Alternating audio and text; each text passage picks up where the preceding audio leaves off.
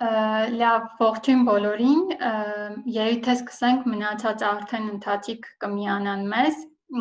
ողջունում ենք բոլորին և շատ շնորհակալ ենք, որ միացեք այսօր մեզ մեր վեբինար դասընթացին, իմ անունը Արմինե է, ես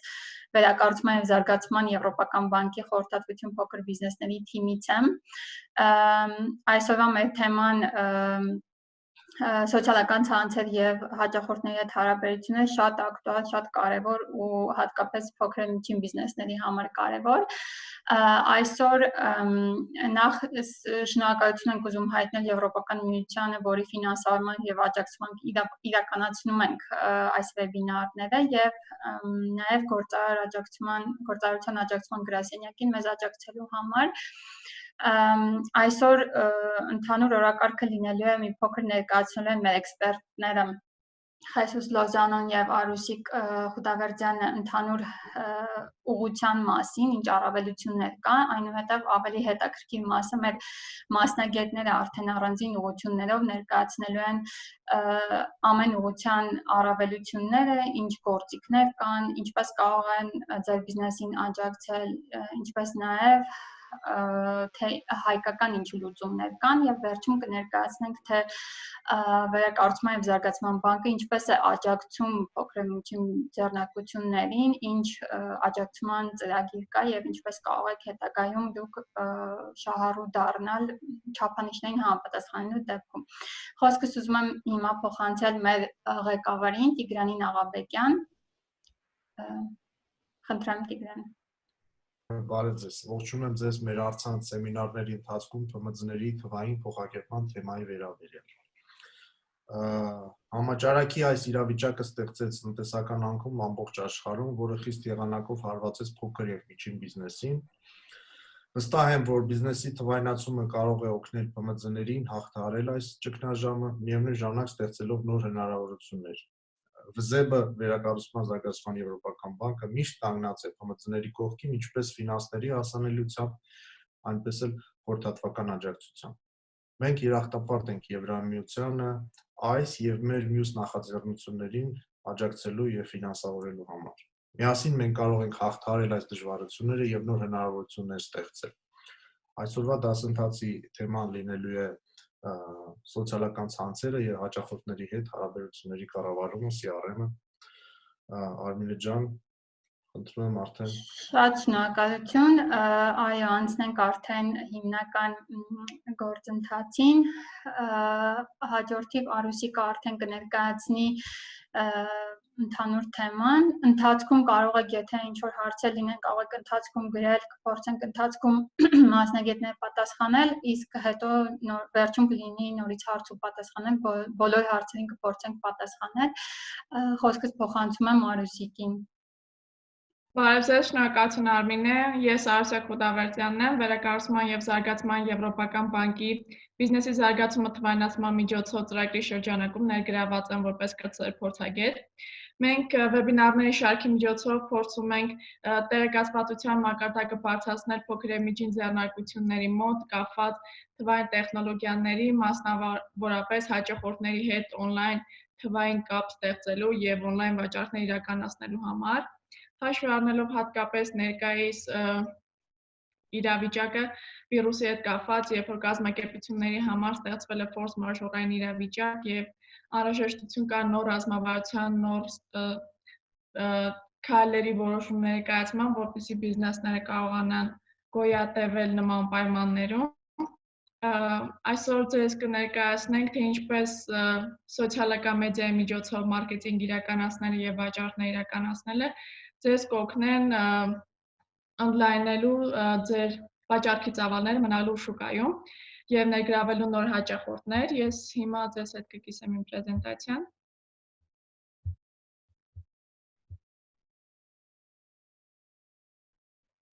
Ինչպես Արմինը նշեց, մենք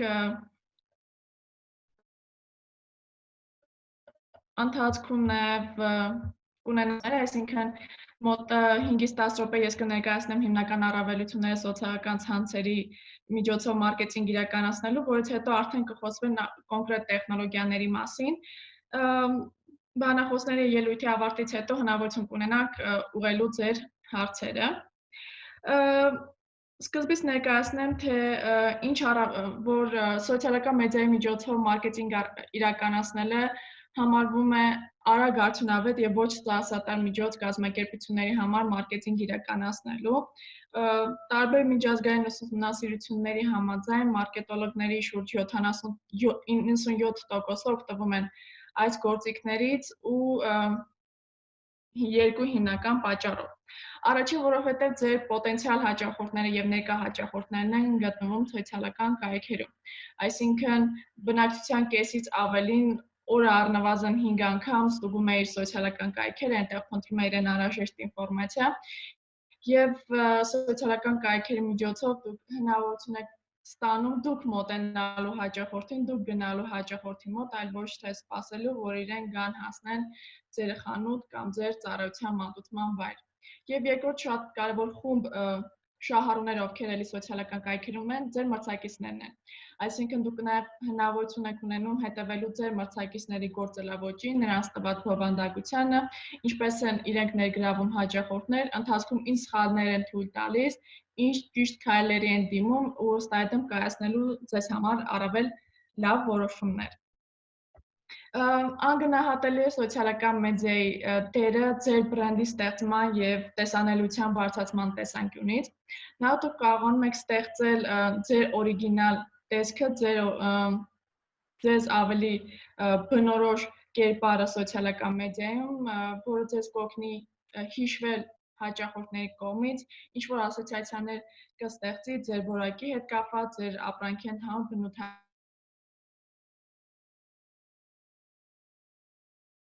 անով որ դուք կարող եք իհարկե վերջնարդյունքում մեծացնել ձեր հաճախորդների բազան, իրենց համար անհրաժեշտ ինֆորմացիան իրենց տալով։ Մեկ այլ միջազգային ուսումնասիրության համաձայն իրականացված Հարվարդի համալսարանի կողմից 18-ից 34 տարեկանների 95%-ը հետևում են իրենց սիրած բրենդերին սոցիալական մեդիայի միջոցով, այսինքն հաճախորդի հետ հարաբերությունները երբեք չեն ավարտվում միայն գնման պահին եւ խանութից դուրս գալու կամ ծառայության մատուցման վայրից դուրս գալու պահին, այլ շարունակական բնույթ են կրում։ Իրենց արժեքավոր ինֆորմացիա տալով ու ինֆորմացիայի մեջ ներառվում է նաեւ կիսվելով ինդուստրիայի կամ ձեր պրոդուկտի ունեցած գիտելիքներով կարողանում եք նաեւ արտացոլել ձեր առավելությունները մրցակիցների նկատմամբ, այսինքն ինչու պետք է ընտրեն հենց ձեզ։ Ձեզնից օգտվելով ձեր նախկին հաճախորդները, բիզնեսները, ովքեր աշխատել են ձեզ հետ, ինչ առավելություններ են ստացել, ինչքանով են գոհ, արդյոք պատրաստվում են նորից ձեզնից օգտվել, այդ ամեն ինչը ստեղծում է մի ինֆորմացիա, որը հաճախորդներին հետաքրքրության փուլից, այսպես ասած, որոշումներ կայացման հետաքրքրության հատվածից մղում է դեպի գնումներ կատարել։ Շատ կարևոր առանձնահատկություն է նաև, որ սոցիալական մեդիայի միջոցով դուք կարողանում եք ձեր հաճախորդներին ներգրավել ձեր ապրանքների եւ ծառայությունների հենց ստեղծման փուլում։ Եթե սովորաբար process-ը պետք է լիներ այսպես, այսինքն դուք ստեղծեք մի ապրանք, փորձեք վաճառել, չվաճառվել, նորից ինչ-որ փոփոխություններ մտցնեք դիզայնի մեջ կամ հենց բովանդակության մեջ, նորից փորձեք վաճառվել, բայց որ ձեր ուզած չափով կամ քանակով, այսինքն սխալվելու եւ անդադ ճիշտ անելու միջոցով մինչեւ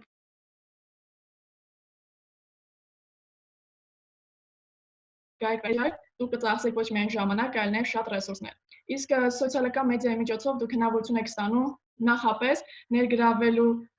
հաճախորդներին հենց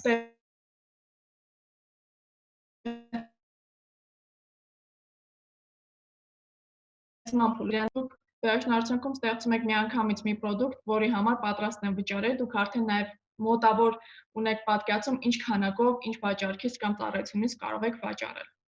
Այդ ամեն ինչը իհարկե ստեղծում է հաճախորդի մոտ անznավորվածության զգացողություն, այսինքն մի բան, որի ստեղծման փուլին իրենք մասնակից են եղել,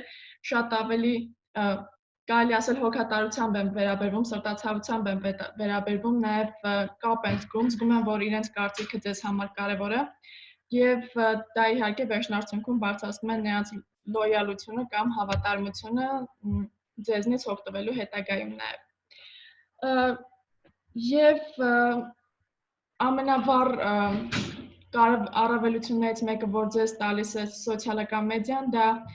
հսկայական տվյալների բազան է, որի վրա դուք կարող եք հիմնվել ձեր հետագա թե ռազմավարական, թե կարճաժամկետ որոշումները կայացնելիս։ Այսինքն այդ ամբողջ ինֆորմացիան հաճախորդները երբ մտան ձեր կայքերը ստուգեցին, ինչ ծավալով, որ ապրանքները ավելի շատ նայեցին, որ փուլում կորցրեցին իրենց հետաքրքրությունը։ Մրցակիցների դեպքում նույնն է, այսինքն մրցակիցների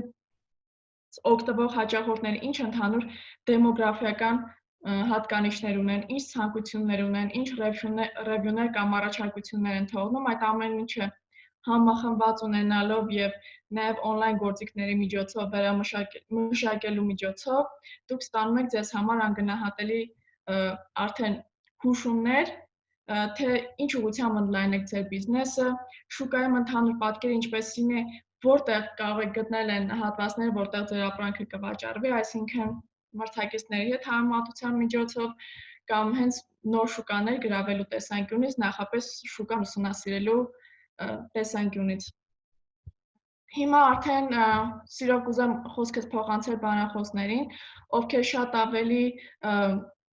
մանրամասն ձևով կներկայացնեն, նաև տեխնոլոգիաների տեսանկյունից կներկայացնեն առաջին թե ինչ է առհասարակ իրենց ներկայացնում սոցիալական մեդիա մարքեթինգը, ինչպես հաճախորդներից ստանալ կարևոր հարցերի պատասխանների միջոցով ստանալ իրենց ցանկությունները, ինչպես ավելի արդյունավետ կազմակերպել թվային շփումը, որովհետև այդ ամբողջի հետ մեկ առ մեկ անձնավորված շփում կարող է շատ ժամանակատար լինել եւ ծախսատար լինել ձեզ համար, այն դեպքում, երբ որ կան ավտոմատացված գործիքներ, եւ ամենակարևորը, ինչպես կառավարել այդ հարաբերությունները հաճախորդների հետ։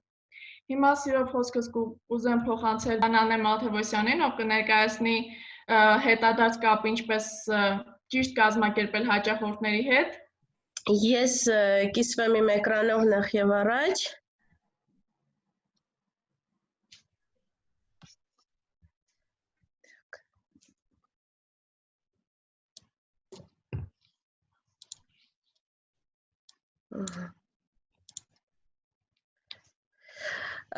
Ես Նանե Մաթևոսյանն եմ Slice Consulting-ից, հիմա ձեզ ներկայացնել եմ հաճախորդի փորձը։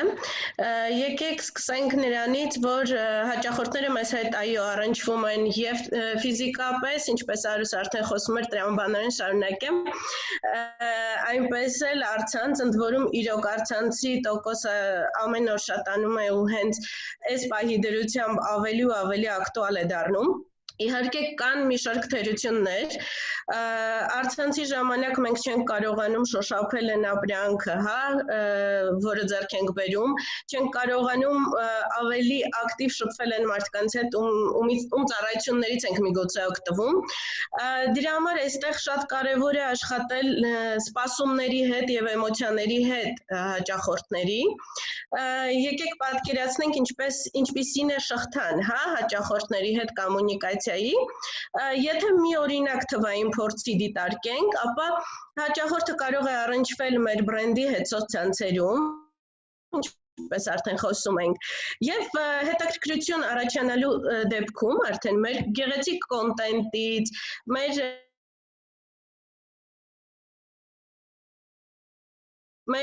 կամ միգուցե կոմենտ է գրում օրինակ, պոստի տակ, ինչի արդյունքում էլի ցանկալի նամակագրական կապը ստեղծել։ Ու հաղորդակցությունների միջոցով արդեն տեղի է ունենում որոշակի բանակցություններ, պատվիրում է հաճախորդը որոշակի ապրանք եւ հետադարձ կապը, որպես այդպեսին նաեւ լինում է review տեսքով, երբ ձեր էջում արդեն հաճախորդը գրում է իր գոհունակության կամ դժգոհության մասին։ Ցանցերում հանդիպելուց հետո սովորաբար հաճախորդները նաև դիտարկում են այլ հարթակներում նույն բրենդը, օրինակ, փնտրում են Google-ով, նայում են վեբսայթը, նայում են պլատֆորմները, որտեղ ձեր բրենդը ներկայացած է, հետո սկսում է համեմատել մրցակիցների հետ, տեսնելու համար առավելություն թերությունները եւ մեր առաջարկի, այսպես ասած, գրավիչ կողմերը։ Կարծում է ռիվյուները եւ կարծիք է ձևավորում մնացած մարդկանց փորձի մասին, ովքեր արդեն օգտվել են, ինչի արդյունքում արդեն կայացնում է գնման որոշումը։ Եկեք ես մի փոքր անդրադառնամ նաև ընդհանրապես կոմունիկացիային, չնայած մի քիչ վերջում էի նախատեսել, բայց կարևոր կլինի, եթե մենք ուզում ենք դրական կարծիքներ, ռիվյուներ ունենալ, բացի նրանից, որ մենք ապահովում ենք որակ, հա, ու թիրախային լսարանի մոտ հետաքրքրություն, այստեղ շատ կարևոր է նաև նամակագրության մեջ պահպանել որոշակի էմոցիոնալ հաճելի միջավայրը, օգտագործել էմոջիներ, շնորհակալությունը շատ հաճախ, հետո խնդրեմի փոխարեն ավելի ցանկալի է օրինակ համեցեք, որը ավելի գրավիչ է, ավելի հաճելի է, այսպես, եթե համառոտ, հետո հարցերին էլի սիրով կպատասխանեմ, արդեն կընդարձակեմ, լավ թեման, սոցցանցերում կարելի է թողել օրինակ ռիվյուներ ու շատ հաճախորդներ հենց օգտվում են այդ հնարավորությունից, ես կադրում սկրինշոտը ցույց կտամ, շատ հարմար պլատֆորմա նաև Google for Business-ը, որտեղ էլի մարդիկ փնտրելով ձեր բրենդը կարողանում են աչից տեսնել նաև այլ հաճախորդների թողած կարծիքը ձեր բիզնեսի մասին,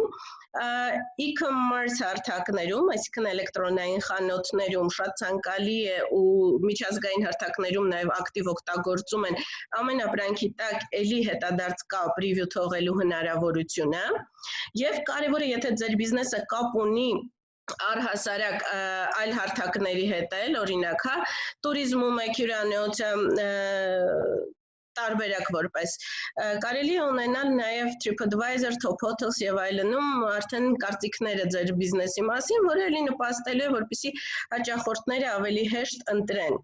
Այս ամեն ինչի հիման վրա, հա, ինչ անել, որպեսզի մեզ հաճախորդները նախընտրեն մեր մրցակիցների համեմատ։ Առաջինը այդ ներկայանալն է, գեղեցիկ տեսքով, լինել գրավիչ, ստեղծել էմոցիաներ։ Լիարժեք ինֆորմացիա տրամադրել։ Երկրորդը դա ծածկույթն է, հնարավոր հարթակներում հանդես գալ, ունենալ սոցցանցեր, կայք եւ այլ պլատֆորմներում։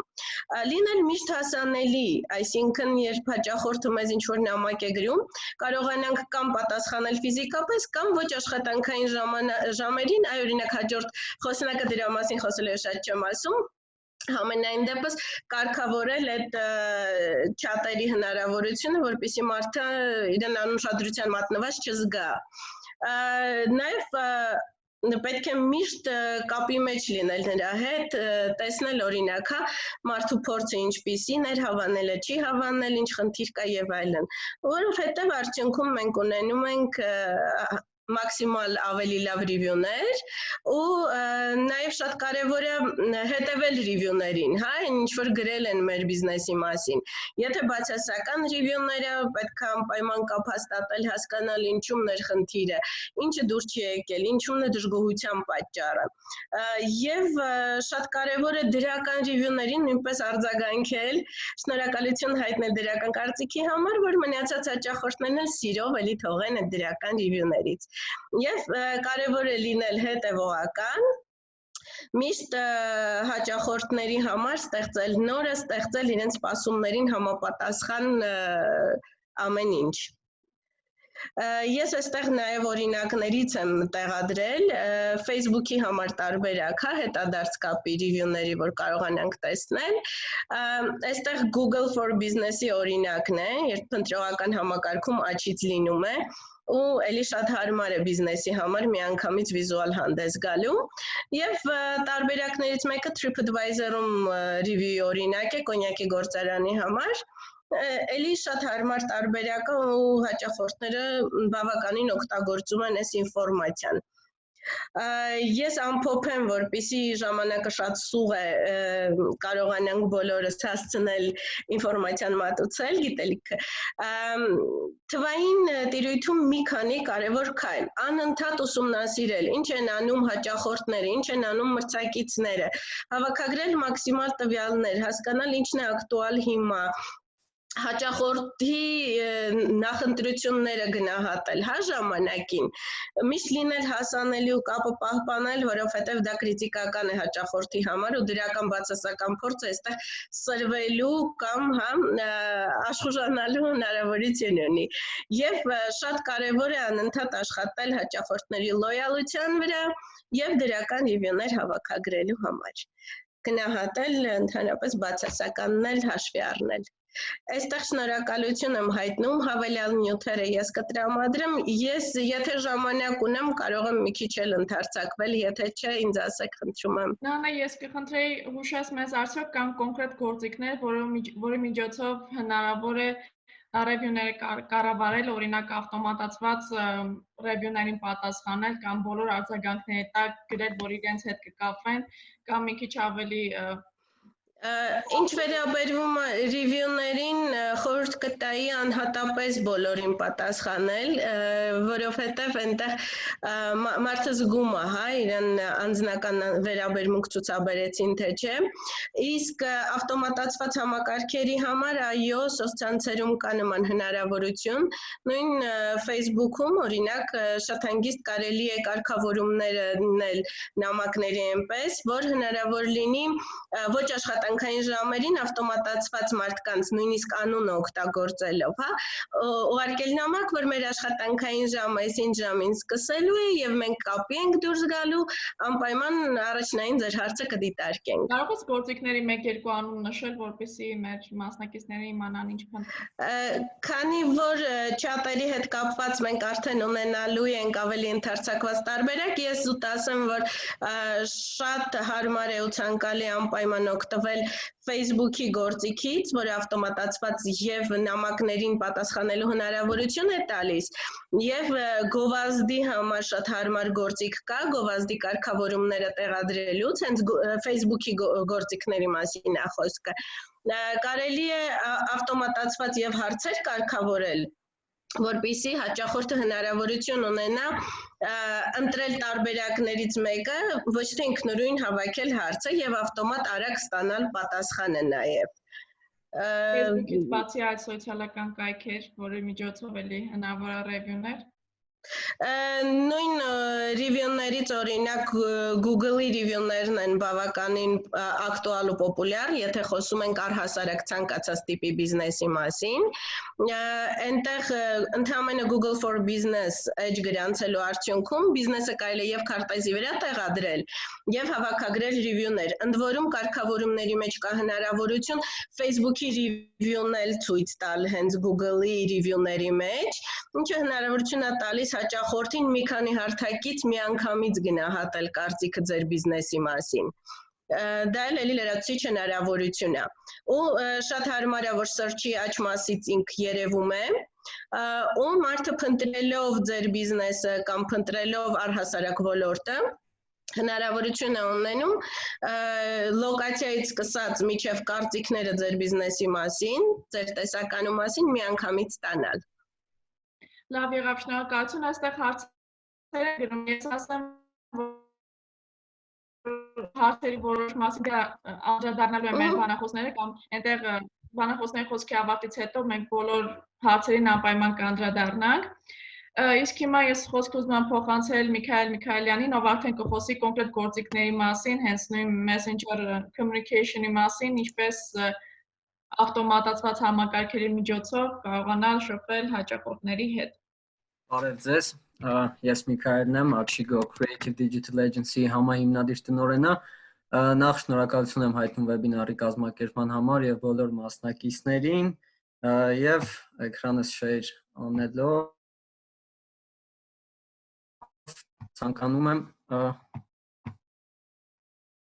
ելույթը սկսել այսպես ռետորական հարցով, էկրանը share եղած է, չէ՞, Արուս ջան։ Շատ լավ։ Այսպեսի մի ռետորական հարցով եմ ցանկանում սկսել հարցը, իսկ ինչ կանեիք, եթե կարողանայիք հետ գնալ անցյալ։ Հարցը բնականաբար ուղղում եմ բիզնեսի տեսանկյունից, որովհետև ինչպես գիտենք, առհասարակ թվային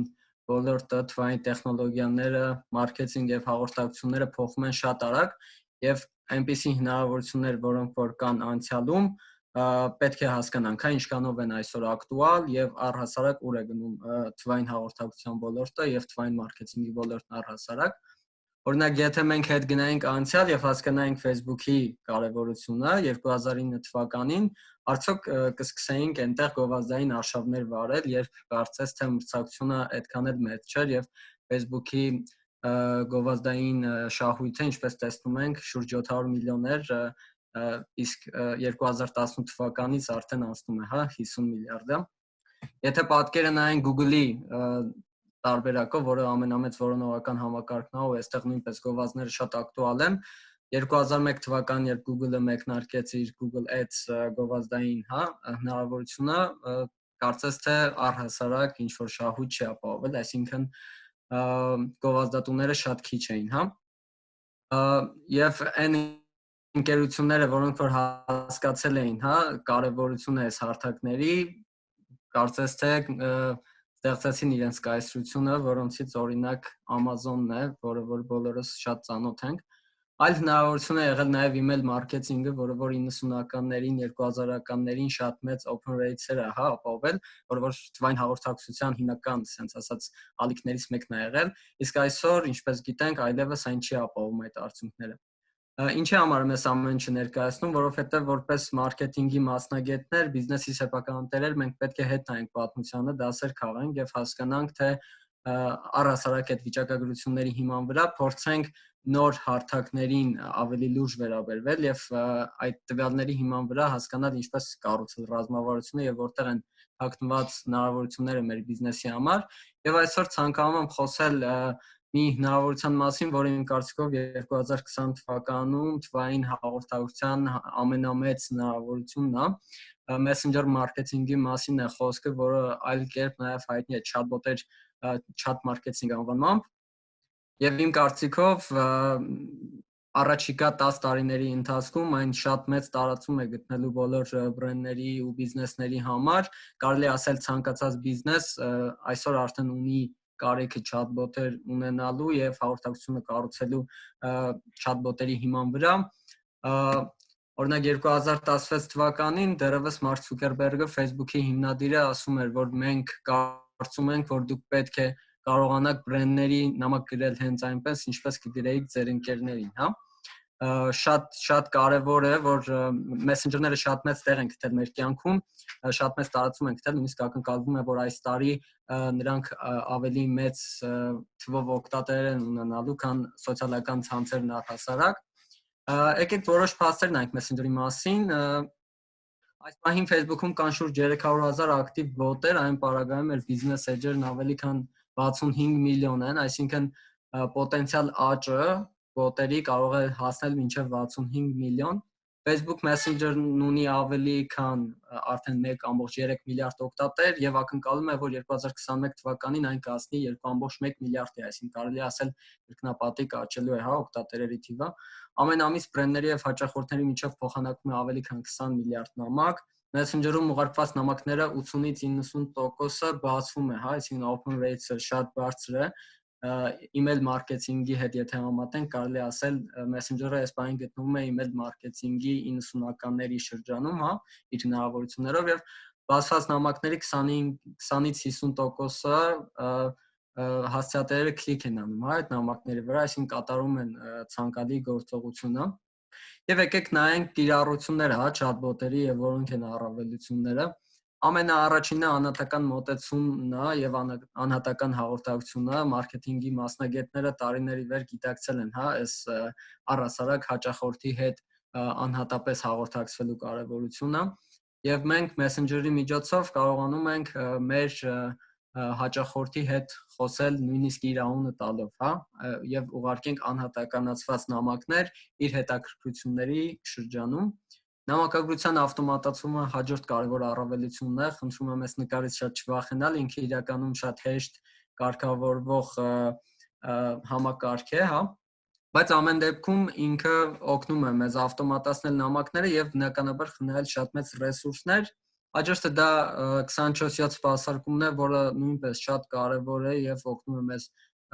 բարձրացնել սպասարկման որակը եւ նույնպես ռեսուրսներ խնայել։ Լիդերի գեներացիան եւ վաճառքների խթանումը, որը որ բիզնեսի համար ամենակարևոր, առանցքային կետերից է, եւ մենք կարողանում ենք նամակներ ուղարկել մեր բաժանորդներին, փորձել վաճառքները բարձրացնել, իրենցից տվյալներ ունենալ եւ հասկանալ առհասարակ ինչ են ցանկանում նրանք ստանալ։ Հաջորդ առավելությունը, որը որ առանձնացրել եմ, դա այլ մարքեթինգային արշավների արդյունավետության բարձրացումն է, որտեղ մեսենջերները մեզ հնարավորություն են տալիս իրենց մի շարք գործիքներով բարձրացնել այդ առավելությունները, արշավների արդյունավետությունը, այստեղ օրինակ նշել եմ, տեսեք, թե առհասարակ engagement-ի ցածր արժեք եմ ունեցել, երբ որ կիրառվել է Messenger-ը, հա։ Հարաբերությունների ամրացումը, որը իմ կարծիքով ցանկացած բրենդի համար շատ կարևոր եւ առանցքային դեր ունի, Messenger-ի միջոցով մենք կարողանում ենք հարաբերություններ ամրացնել, օրինակ նշել եմ, որ մենք կարող ենք ուղարկել շնորհավորական նամակ, հա, մեր բաժանորդների, հաճախորդների ծննդյան տարեդարձին, որը նույնպես նրանց կողմից շատ լավ է ընկալվում։ Եվ ներկայացնում եմ աշխարհում ամենամեծ chatbot-երի ստեղծման ամենամեծ համակարգը ManyChat-ը, որի հիմնադիրը իդեպ իսովչափ հայ է, հա։ Այդ տվյալն էլ անպայման ցանկանում եմ նշել։ Նշենք իդեպ Դավիթյանի որդին է, հա, Դավիթյանին կարծում եմ բոլորը ճանաչում եք։ Հիմնականում դաշբորդն է, հիմնական տեսքն է, հա, երբ որ դուք ManyChat-ը կցելու եք ձեր edge-ին, ինքը շատ պարզ է օգտագործման համար, այսինքն ոչ մի ծրագրավորման գիտելիքներ չի պահանջվում, ինքներդ կարող եք ուսումնասիրել, հիմնական մասը կարգավորումների հետ է կապված, բայց բիզնեսի զարգացման համար 1 գործիքները, որոնց ես որ կտամ ուշադրություն դարձնել, դա growth tool-երն են, որոնք որ ամենաշատ կիրառելիությունն են ունենում եւ broadcasting-ն է, այսինքն հենց այն գործիքը, որը որ օգնելու է ձեզ հաղորդակցությունը պահել ձեր հաճախորդների եւ լսարանի հետ, եւ իհարկե automation-ը, որը որ տեսնում ենք ցախ հատվածում, դա նաեւ օգնում է մեզ ունենալ օրինակ ավտոմատացված ողջունող նամակներ, ուղղորդել նրանց ինչ որ մեր կայք, այլ հարթակներ եւ փորձել կապը ավտոմատացնել, հա։ Chatbot-երը բնականաբար Messenger-ից, բացի Facebook Messenger-ից տարածված են նաեւ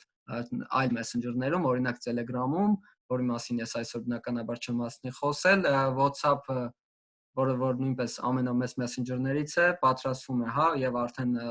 թեստեր անում են chatbot-երի գցելու, Instagram Direct-ը նույնպես հնարավոր է շատ շուտով ունենա, այսինքն chat marketing-ը կարելի ասել մարքեթինգի ապագան է եւ այդ ապագան արդեն սկսվել է հենց այսօր, այնպես որ խորհուրդ կտամ անպայման ուսումնասիրել ManyChat-ը եւ փորձել ձեր bot-ը այստեղ ստեղծել։ Ես այստեղ նաեւ թողել եմ իմ տվյալները, հետագայում ավելի մանրամասն հարցերին կարող ենք անդրադառնալ եւ քննարկել, շնորհակալ։ Միքայել, շնորհակալություն, մի այսպեսի հարց ունենք, որոշ մարդիկ ու կարծում եմ դա այնքան տարօրինակ չի, որ հակառակ էֆեկտն է ունենում իրենց դեպքում, երբ որ նամակ է գրում կազմակերպությանը, ինչ որ հարցով դիմում են եւ իրենց chatbot-ն է պատասխանում, այսինքն ավտոմատացված պատասխան ստանալը որոշ հաճախորդների դեպքում նաեւ ունի միգուցե բացասական հետևանք, ինչպես Նանեն իր խոսքում նշեց, ամեն դեպքում անձնապես պատասխանելը իր դրական ազդեցությունը կարող է ունենալ։ Այս դեպքում հնարավոր է դա ինչ-որ ձևով կառավարել կամ եթե համեմատականի մեջ վերցնենք այդ բացասական արդյունքը եւ դրական արդյունքը, եթե ամեն դեպքում փոփոխությունն ինչպես մարդկանց արձագանքը հիմնական ինչպես է դրական թե բացասական։ Տեսեք, առհասարակ այսպիսի մի արտահայտություն կա, որ մարքեթերները բոլոր հարթակները փչացնում են ու շատ դեպքերում տեսեք email մարքեթինգը նույնպես կարելի ասել հաճախորդների կողմից ընկալվում է որպես spam։ Ինքը չի աշխատում, այդ open rates-երը չի ապահովում, որտեղ իրականում մարքեթինգի մասնագետները օգտագործում են այդ հարթակները ավելի շատ promotion-ի համար, քան իրենց հաճախորդներին արժեք մատուցելու համար, հա։ Ցանկացած գործիք պետք է հաշվի առնել իր կիրառելիությունը ու հասկանալ, այնպես կիրառել, որպեսզի լսարանին փորձել արժեք մատուցել եւ չփորձել, հա, 90% դեպքերում փորձել sales անել։ Երբ որ մենք փորձում ենք անդադ sales անել, վաճառք անել, դա համաձայն եմ շատ դեպքերում կարող է մարդկանց նոյանել, նյարդայնացնել, հա, բայց երբ որ մենք այս գործիքները կիրառում ենք իրականում մեր լսարանի հետ օգտակար ինֆորմացիա կիսվելու համար, այդ դեպքում ինքը շատ էֆեկտիվ է կիրառվում, պետք է ուղղակի հասկանալ, հա, առանձնահատկությունները այս հարթակների ու փորձել կառուցել ձեր բոտերը համակարգը այնպես ճանաչելով, հա, ձեր լսարանին ավելի շատ, նախ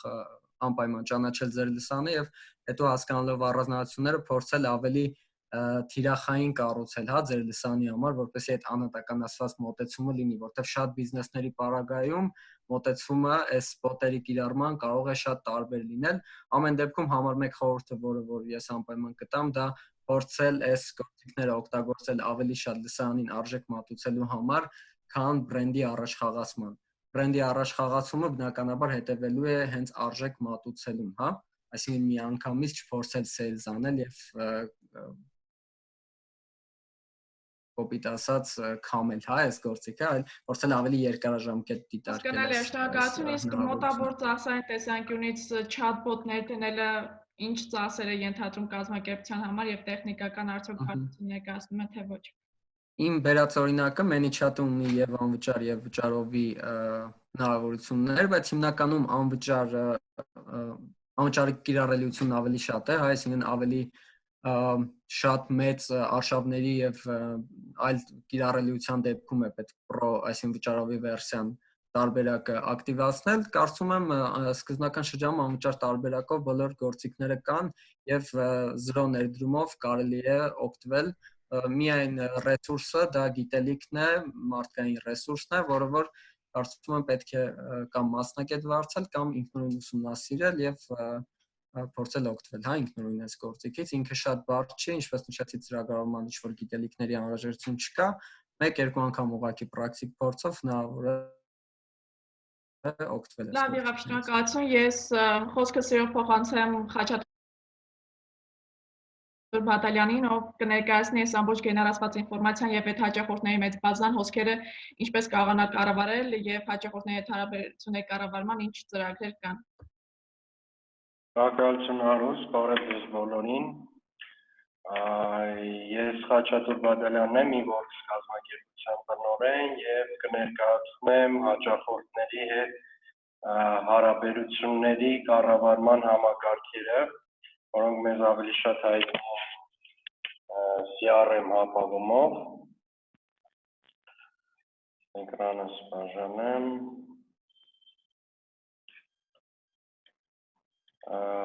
Եվ այսպես ինչ է CRM-ը, հա, սկսենք այդ հարցից։ CRM-ը դա ծրագրային ապահովում է, տեխնոլոգիա է, որը թույլ է տալիս բարելավել առկա հաճախորդների հետ կապը կազմակերպության եւ արագացնել նոր հաճախորդների ձեռքբերման գործընթացը, արագացնել եւ հեշտացնել։ Նպատակը մասնավորապես դա հաճախորդների հետ լինել կապի մեջ, բարձրացնել գործընթացները մարքեթինգային, վաճառքի եւ հաճախորդների սպասարկման եւ ինչ արդյունքում կբերի եկամտաբերության բարձրացման։ Թե ում համար է CRM-ը, այս հարցին կարելի է պատասխանել բոլորի, բայց եթե ավելի կոնկրետացնենք, դա սկսնակ ձեռնարկություն, այսպես կոչված ստարտափեր, փոքր միջին ձեռնարկություններ, խոշոր ձեռնարկություններ, B2B, B2C, այսինքն բիզնես եւ բիզնես հաճախորդներ, ծառայություն մատուցողներ եւ ցանկացած բնակավար, լինի դա տուրիզմ, ռեստորանային բիզնես, անշարժ գույք, առողջապահության ոլորտ եւ այլն։ Այսինքն ցանկացած բիզնեսի համար CRM համակարգը ապացուցված է, որ ստեղ բերում է առավելություններ, ուղղակի բիզնեսները պետք է հստակ նպատակ եւ ռազմավարություն ունենան, որ իրենք ուզում են ավելացնել իրենց մարքեթինգային էֆեկտիվությունը, վաճառքների էֆեկտիվությունը եւ հաճախորդների սպասարկման էֆեկտիվությունը։ Այսինքն դա միայն պայմաններն են, որի դեպքում CRM միանշանակ ձեզ համար պետք է։ Եթե նայենք CRM-ի հիմնական գործառույթները, հա, որ այսօրվա շուկայում գոյություն ունեցող CRM-ները ապահովում են, դա պոտենցիալ հաճախորդների կառավարումն է, այսինքն բոլոր պոտենցիալ հաճախորդներից բարձրացնել էֆեկտիվությունը, որ այդ պոտենցիալ հաճախորդները վերածվեն իրական հաճախորդների, այս կոմպոնենտը այդ հատվածն է ապահովում։ Կոնտակտների կառավարում այս կոմպոնենտը միտված է կազմակերպության բոլոր բիզնես կապերը հա միտեղ համակարգված հավաքելուն, լինի դա հաճախորդներ, մատակարարներ, գործընկերներ եւ այլն։ Գործարքների կառավարում, էլեկտրոնային նամակների կառավարում, այսինքն ստեղ ներառվում է նաեւ ավտոմատացված պատասխանները, նամակների կամ ավտոմատացված ձևով ժամանակ առ ժամանակ հաճախորդների խմբերին էլեկտրոնային փոստեր ուղարկել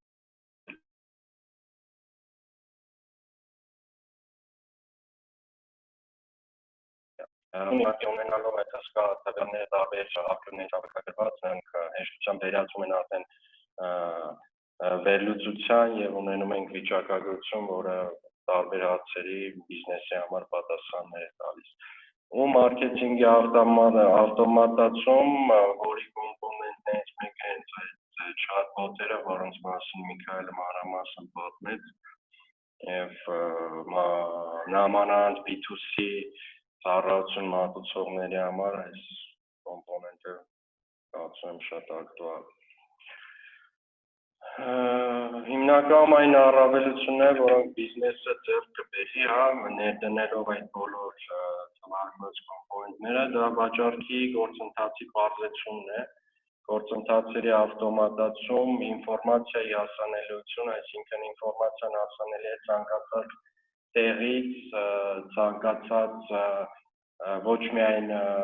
կազմակերպության ղեկավարի, այլ նաև ցանկացած աշխատակցի համար եւ ցանկացած ժամանակ անհրաժեշտ ինֆորմացիան կարող են դուրս բերել։ Տվյալների վրա հիմնված բիզնես մշակույթ, այսինքն կազմակերպությունը կարող է իր բիզնես որոշումները կայացնել ոչ ինտուիտիվ կամ սեփական փորձով, այլ հիմնական փաստացի տվյալների վերլուծության հիման վրա։ Համատեքստային հաղորդակցությունն է բարելավում, այսինքն բոլոր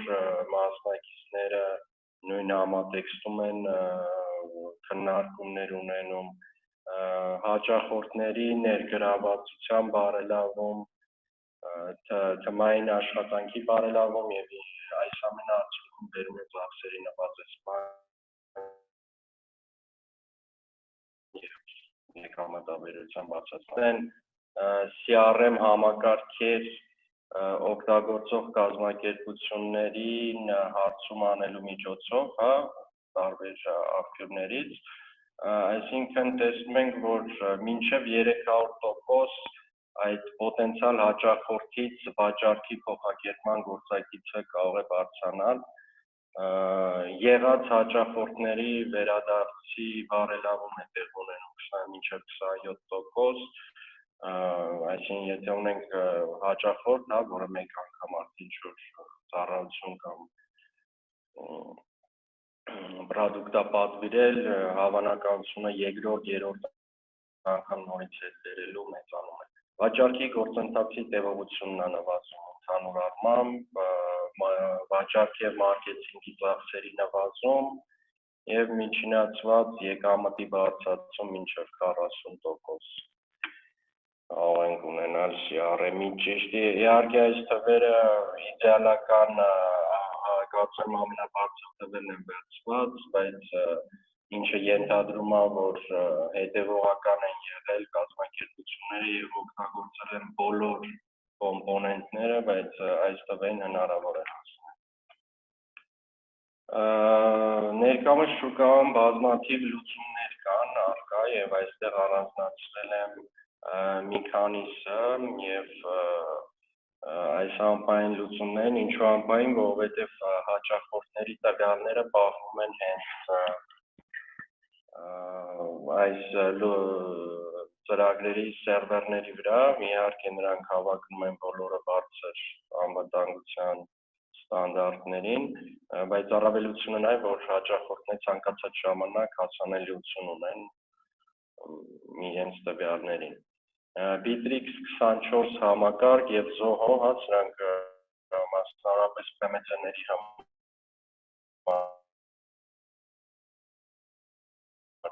սական ծրագիր է եւ Odines-ի հետ լավ ինտեգրված է եւ հայկական շուկայի համար կարծում եմ դա կարող է իմացակցային առավելություն։ Zoho-ն նույնպես շատ տարածված է եւ բացի սեփական գործիքակազմից, հա, CRM-ը ինքնանալություն ունի, ոչ միայն ինքը, բայց իրավուն դա շատ լավ է կազմակերպված, ինտեգրել է այլ բիզնես գործիքների հետ, օրինակի համար հաստատաշրջանառության տարբեր համակարգերի հետ, պրոյեկտի ղեկավարման համակարգերի հետ, օրինակ Trello, Jira նման համակարգերի հետ կամ հաղորդակցության համակարգերի հետ, ինչպիսին Slack-ն է, ինքն ստացվում է, որ այդ ինտեգրացիան անելուց հետո բացի CRM-ի գործառույթներից ունենանք ավելի ընդլայնված էկո համակարգ, թվայնացված էկո համակարգ եւ կան մեծ խաղացողներ, որոնք ավելի շատ թիրախավորում են խոշոր ձեռնարկողություններին, Microsoft-ը ունի նման լուծում Dynamics, SAP, Salesforce, Sugar CRM, կարծեմ սրանք ամենապոպուլարն են ներկայումս շուկայում եւ լավ նորություն կա, որ CRM համակարգերը ներդնելը հնարավոր է առանց մեծ ծախսերի եւ որոշ դեպքերում նույնիսկ անվճար, նույն Bittrex 24 եւ Zoho-ն ունեն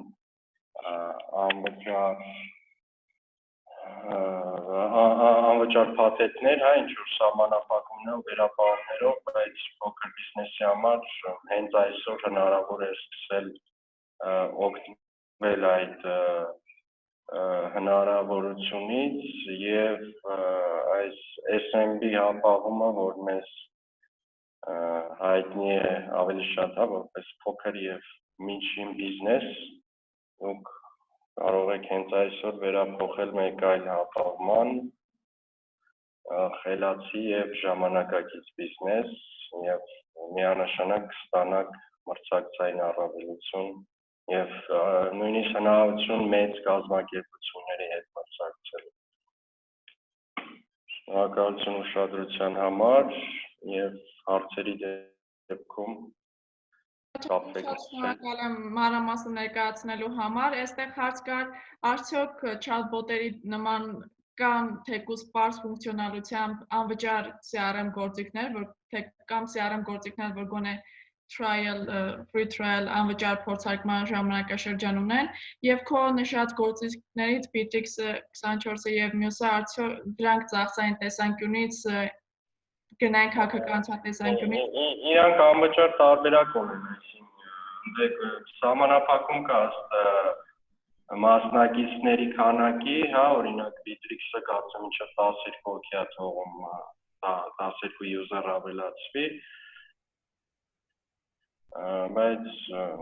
փորձելու համար վստահ եմ, որ բավական է եւ որոշակի ֆունկցիոնալ սահմանափակումներ ունեն,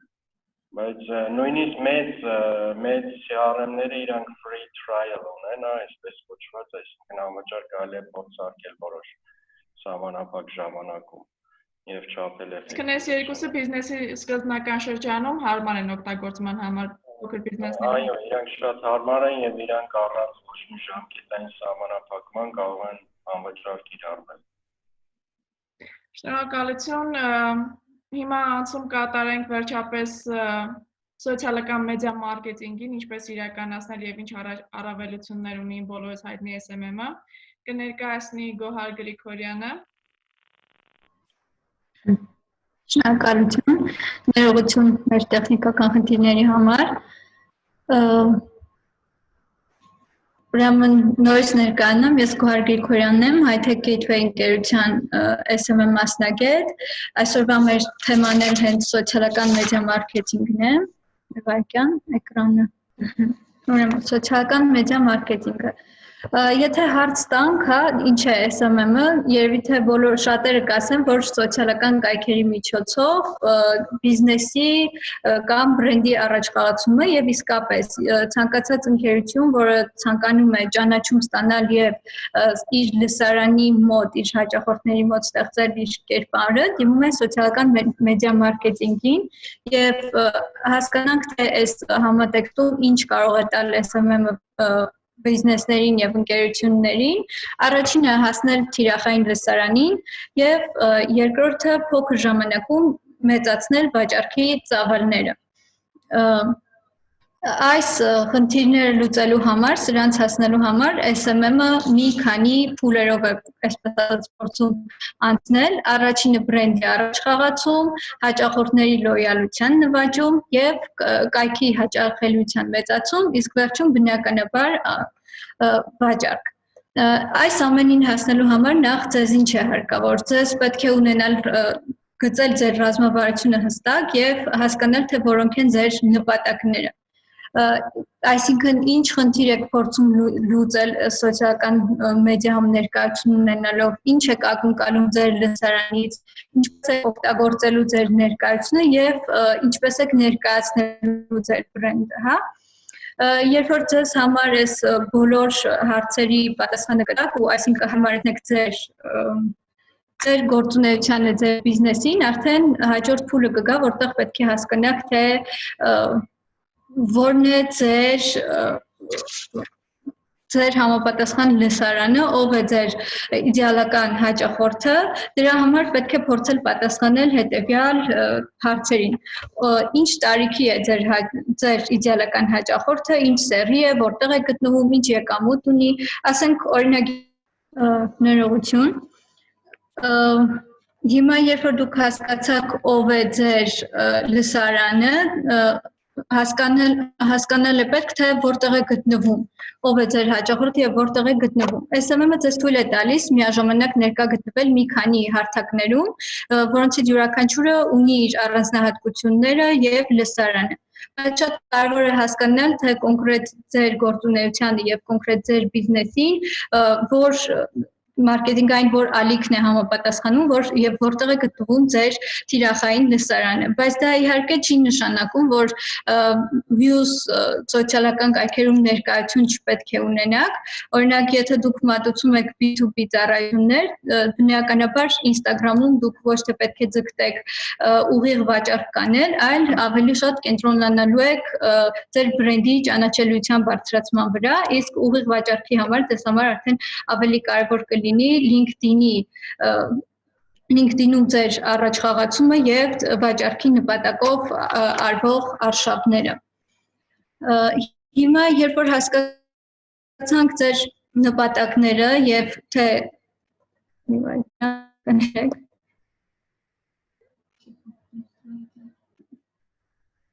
Հիմա երբ որ մենք հասկացանք ինչ ենք ուզում մենք սոցիալական ցանցերում, ով է մեր իդեալական լսարանը եւ որտեղ է գտնվում այն, հիմա հերթ հասավ նրան, որ պետք է հասկանանք, թե ինչ անել լսարանի հետ, ինչպես վարվել մեր լսարանի հետ։ Առաջինը սոցիալական կայքերը նախ եւ առաջ հաղորդակցման գործիք են, ու դա մեզ թելադրում է, որ առաջին հերթին մենք պետք է շփվենք մեր լսարանի հետ, լինենք անդադ կապի մեջ, ամուր կապի մեջ, դա կմեծացնի հավանականությունը, որ ձեր հաճախորդները նորից կդիմեն ձեր ծառայությանը եւ դրա համար դուք պետք է ձեր լսարանին տաք օգտակար եւ համապատասխան content, դա պետք է համապատասխան լինի եւ իմաստային եւ ժամանակային առումով, ինչ է սա նշանակում, որ դուք նախ պետք է հասկանաք, թե ձեր ծառայությունը կամ ընկերությունը ինչ խնդիր է լուծում եւ ինչու են մարդիկ դիմել ձեզ, ինչու են հայտնվել ձեր էջում կամ ձեզ հետևում, դրանից հետո պետք է փորձեք տալ մարդկանց բոլոր հնարավոր հարցերի պատասխանները, որպեսզի դրական ազդեցություն թողնեք եւ գրավեք հաճախորդի լոյալությունը։ Դա թույլ կտա ձեզ այդ լոյալությունը դարձնել մշտական եւ վերջապես այդ լոյալությունը փոխարինել վաճառքի։ Հիմա փորձեմ ասել ինչպես կարելի է ներկայացնել եւ չներկայացնել ձեր content-ը լսարանին։ Առաջինը դա նշեցինք, որ պետք է տալ հետաքրքիր եւ օգտակար content, պետք է խոսել լսարանին հասանելի լեզվով եւ ձևով, որ հեշտ լինի ձեզ լսարանին հեշտ լինի ձեզ հասկանալը։ Հաջորդ կետը, որը էլի կարևոր է, պետք է պահպանել բրենդին հատուկ ոճը ձեր հրապարակումներում եւ պահպանել հաճախականությունը։ Եթե օրինակ դու հրապարակումներ ես անում քո սոցիալական էջում, կապ չունի շաբաթը 2 անգամ, թե 2 օրը 2 անգամ, թիվը կապ չունի, ավելի կարևոր է, որ դա լինի մշտական եւ իր հաճախականությունը պահպանվի, այսինքն չլինի, որ մի որոշ ժամանակ դու հրապարակումներ անես, հետո չանես։ Երբեմն շատ ենք հանդիպում, որ սոցիալական կայքերը օգտագործում են միայն 4 տեղեկատվություն տարածելու համար կամ միայն զուտ գովազդի համար, դա բացարձակապես չի օգնում ձեր առաջխաղացմանը, հակառակը միայն վանում է ձեր լսարանին ձեզնից։ Հաջորդը չտեղադրել մեծ տեքստեր։ Այո, եթե ցանկանում եք ինչ-որ մեծ հոդված կամ մեծ content տեղադրել, կարող եք դա բաժանել պարբերությունների կամ մի մասը տալ մեկնաբանություններում։ Եթե դուք տեսնում եք, որ ձեր content-ը մարդկանց չի հասնում կամ դա բավարար չէ ձեր տված content-ը, դուք կարող եք օգտվել սոցիալական կայքերի ընձեռած մեկ այլ հնարավորությունից, դա գումարի միջոցով առաջխաղացումն է, ընդ որում ավանդական գովազդից դա մի քանի անգամ ավելի մատչելի է եւ էֆեկտիվ է, օրինակ մասնավորապես Facebook-ում կան մոտ 10 կարգավորումներ մասին, ինչպիսի լսարանին կարող եք ցույց տալ ձեր content-ը, ինչ նպատակներ եք հետապնդում դրանով եւ որ լսարանին պետք է դա ցույց տալ։ Եվ վերջում ամփոփելով կցանկանայի մի բան ասել, որ դուք պետք է նախ եւ առաջ օգտվեք սոցիալական կայքերի ընձեռած այն հնարավորությունից, որ ձեզ սոցիալական կայքերը սահմանափակումների մեջ չեն դնում։ Դուք սահմանների մեջ չեք եւ կարող եք անել 100-ից ավել էքսպերիմենտներ ձեր գովազդային արշավները մտածելու, ուղեկցող content ստեղծելու, լսարանի հետ շփման կամ մնացյալ այլ հարցերում։ Դա կօգնի հասկանալ, թե ձեր բիզնեսին, ձեր լսարանին ամենահարմարը որն է եւ որ ուղով կարելի է շարժվել։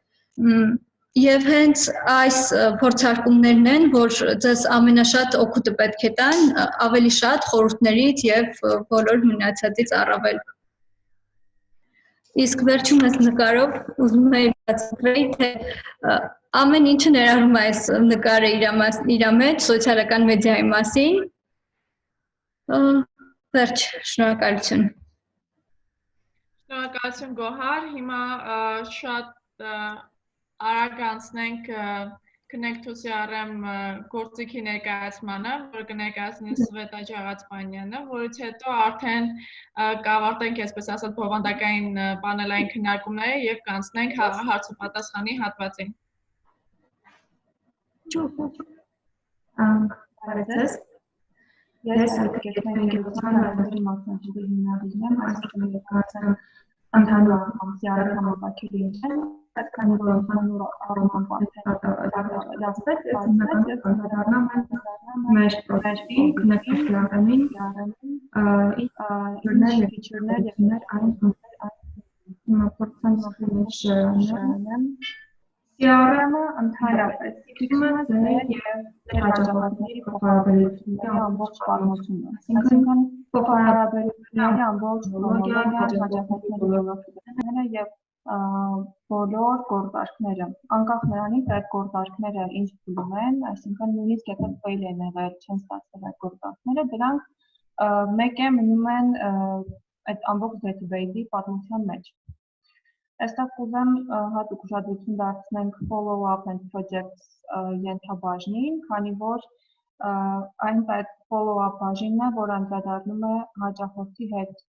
շփման ամբողջ պատմությանը, այսինքն եթե մի անգամ կապ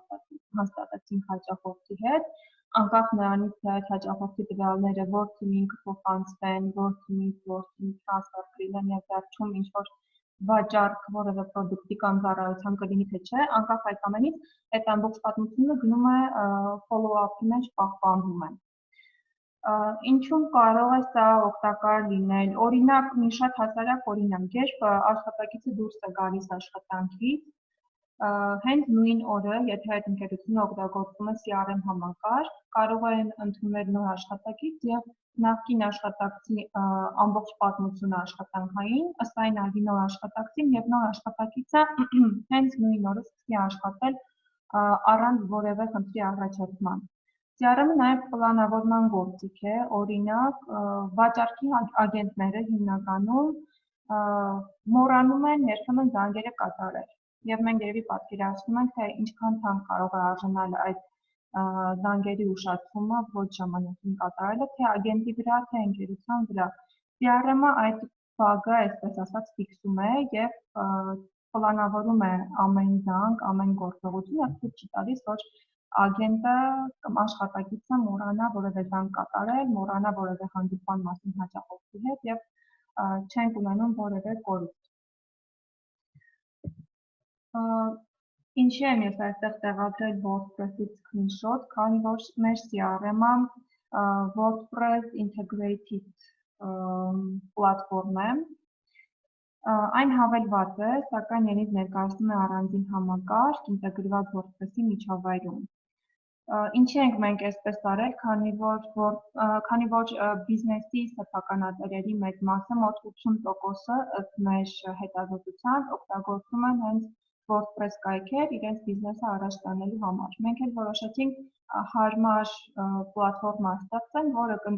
միանգամից կինտեգրվի իրենց միջավայրին, այսինքն իրենք չեն ունենա առանձին իրենց կայքը եւ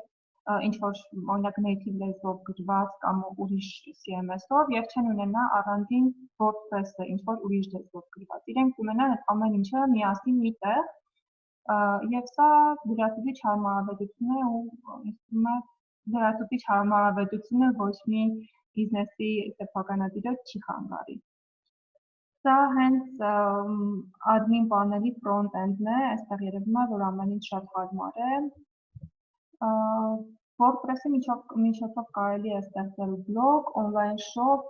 նորությունների պորտալ, landing page, ինչ ասես բացի թվարկածից, եւ կարելի է ստեղծել առանց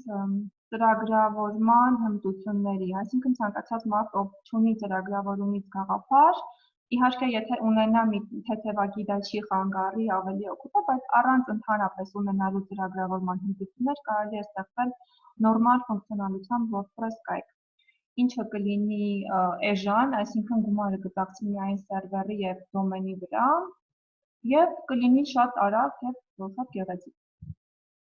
Սա մեր Connect to CRM-ի ընդհանուր տեսքն է, սրան այս սլայդին նորից կանդրադառնանք, որպեսզի ավելի հասկանալի լինի թե այստեղ ինչեր են, ուղղակի որոշեցի սկզբից գնամ, որ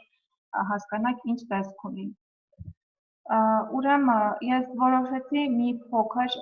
օգնեմ, քանի որ մեր վստարանը ծրագրավորողներ չեն, IT ոլորտից չեն եւ կարող է լինեն մարդիկ, ովքեր WordPress-ի մասին առաջին անգամ են լսում կամ ընդհանրապես չունեն կայք, որով իրենց բիզնեսը առաջ են տանում, ուղղակի այն պարզ քայլերը, որով կարող են իրենց WordPress կայքը ինքնուրույն ստեղծեն եւ հետագայում եթե ցանկություն ունենան, օգտվեն մեր կամ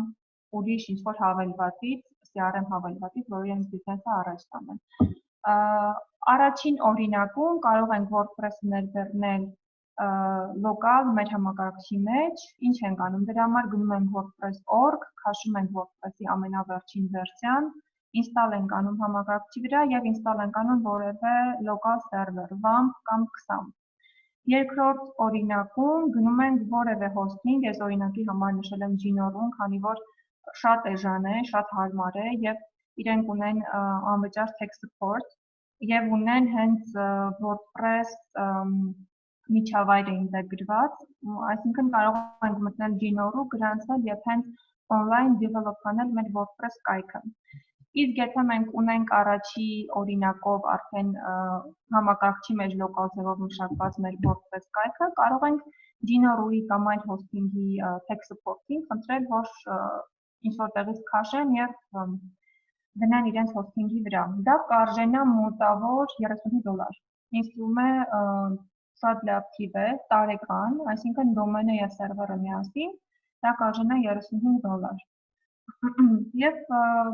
մի թեթև tutorial նայելով YouTube-ով, օրինակ կես ժամանակ, մի ժամանակ tutorial նայելով, ցանկացած մարդ ծրագրավորումից հեռու կարող է ստեղծել իր WordPress կայքը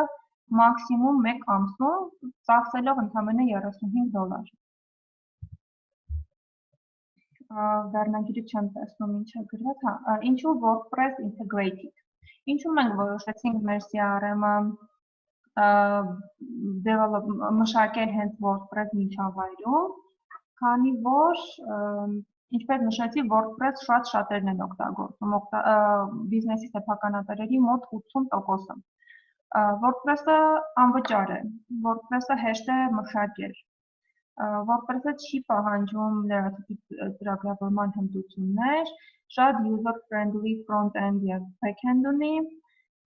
եւ մեծ թվով պլագիններ ունի, այսինքն կարող ենք ավելացնել մեր կայքի ֆունկցիոնալությունը եւ վճարովի եւ անվճար շատ մեծ թվով պլագիններով։ Ես հենց կոնկրետ մեր CRM պլագինը չի ազդում ընդհանուր ֆունկցիոնալության եւ կայքի արագագործության վրա։ Մեր Connect to CRM-ի ֆունկցիոնալությանը անդրադառնամ, CRM-ը հնարավորություն է տալիս հաճախորդների հետ աշխատանքը կազմակերպելու համար, ստեղծել յուզերներ, այսինքն օգտատերեր եւ այդ օգտատերերին խմբավորել թիմերի մեջ, ստեղծել պրոյեկտները կառավարելու համար առանձին կամպանիաներ, ես մի քիչ հետո դա նորից screenshot-ով ցույց կտամ, կամպանիաները կցել թիմերին, որպեսզի կարողանանք զուգահեռ աշխատել տարբեր պրոյեկտների, տարբեր կամպանիաների վրա առանձին։ Թույլ է տալիս ներբեռնել CSV ֆորմատով հաճախորդների տվյալները, այսինքն եթե ունենք database, այդ database-ը կարող ենք upload անել CRM-ի մեջ եւ օգտվել մեր բազայից։ Թույլ է տալիս նաեւ առանձին ավելացնել նոր հաճախորդների տվյալները, այսինքն եթե մենք ուրիշ ինչ-որ այլ աղբյուրից հաճախորդի տվյալ ենք ստացել, դա կարող ենք շատ հեշտ այնտեղ ձևը կա, այդ ձևով ներառել մեր database-ի մեջ։ Նաև թույլ է տալիս ավելացնել առաջարկող ծառայություններն ու առաջարկները, խմբավորել դրանք ըստ պրոյեկտների, սա ինչի համար է արվում, մենք նույնիսկ ծառայություններն ու առաջարկներն ենք թույլ տալիս ինտեգրել CRM-ի մեջ, որպեսզի յուրաքանչյուր նոր աշխատակից առանց որևէ հատուկ տրեյնինգի կան նստի CRM-ը բացի կարդա այդ բաժինը եւ հասկանա ինքը այդ օրը ինչի վրա է աշխատելու, ինչ ծառայություն կամ պրոդուկտ է վաճառելու եւ կարող ենք այդ ծառայություններն ու պրոդուկտները փոխել դրանց նկարագրությունը։ Թիմերից մեկի աշխատանքը հաճախորդի հետ վերջացնելուց հետո հաճախորդին ավտոմատ կարող ենք փոխանցել մյուս թիմին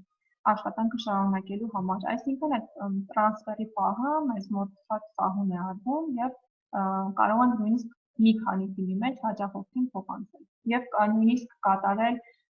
տարբեր տիպի պրոդուկտների վաճառք, այսինքն ամեն թիմը կատարի իր աշխատանքը նույն հաճախորդի հետ։ Թիմերի քանակը, էտապները դինամիկ են եւ կարելի է դրանք հարմարացնել ըստ անհրաժեշտության։ Սա եւս մի screenshot է, սա admin պանելի screenshot է, այսինքն սովորական աշխատողը, ով admin-ի գործառույթներ չունի, ինքը այդ մասում տեսնելու է ընդհանրապես մի քանի տող, այսքան շատ տողեր չի տեսնելու, ավելի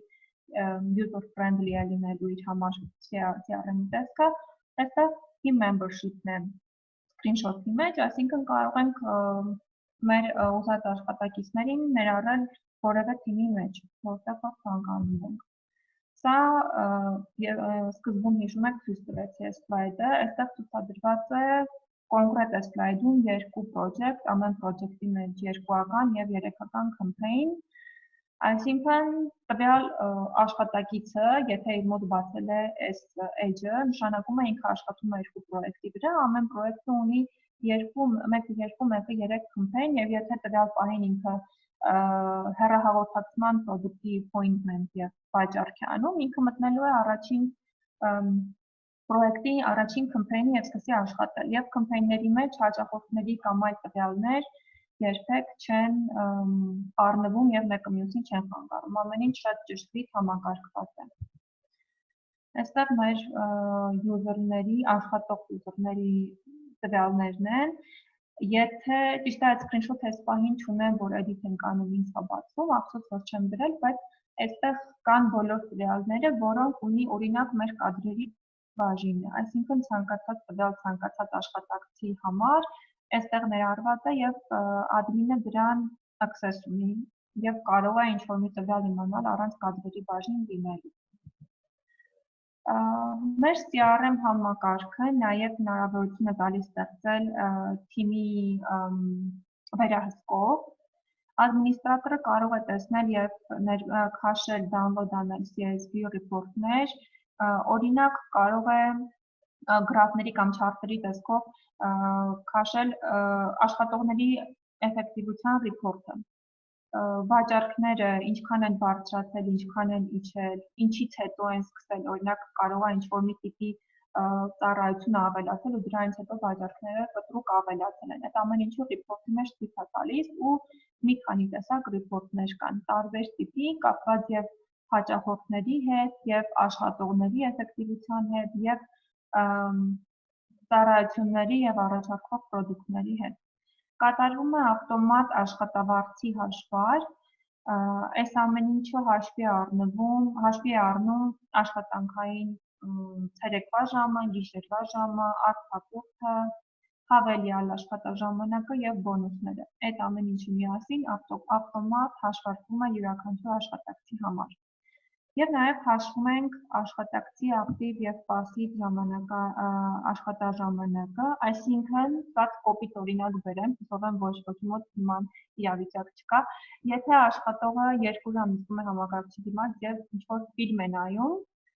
CRM-ը դա ֆիքսում է եւ report-ի մեջ արդեն ցույց է տալիս, որ տվյալ user-ը ակտիվ չի եղել, գործ չի արել։ Քանի որ դա հնարավոր չի ֆիքսել ինչ-որ ձևով, կամերաներով շատ դժվար է, բայց եթե նման անբարեխիղճ աշխատակիցներ են լինում, մեր CRM-ը այդ feature-ը ունի, որ կարողանանք ցույց հայտնաբերել։ Եվ ինչպես օգտագործել Connect to CRM-ը, շատ բարդ մենք կանենք ամբողջ setup-ը ձեր բիզնեսի համար,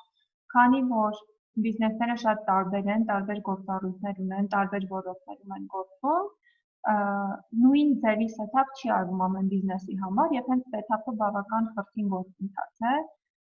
Այդ պատճառով ճիշտ է դա չի արվում back-end-ում, դա արվում է admin պանելում, բայց բավական խրթին է եւ դա անում ենք մենք եւ նաեւ ապահովում ենք հետագա tech support-ը բիզնես սեփականատերերի համար։ Եվ կարևորությունը թվայնացման, ընդհանրապես թվայնացման, ոչ միայն CRM-ի անցնելու, այսպես ասեմ, թվայնացումը եւ բարձր տեխնոլոգիաները դրանք ոչ թե ոլորտ են, այլ դրանք արդեն կան ամեն ոլորտի մեջ, այսինքն ամեն ոլորտում շատ կարևոր է որոշ գործընթացների թվայնացումը։ Կոնկրետ այս դեպքում CRM-ի դեպքում, երբ հաճախորդների հետ հարաբերությունները թվայնացնում ենք, մենք խնայում ենք ժամանակ։ Խնայում ենք ինչու ոչ մեր նյարդերը։ Ունենում ենք չարտեր, գրաֆիկներ ընդհանուր աշխատանքի էֆեկտիվության մասին։ Հնարավորություն է տրվում էֆեկտիվորեն աշխատել տանը remote վիճակով այս դժվարին COVID-19 վիրուսի ժամանակահատվածում, քանի որ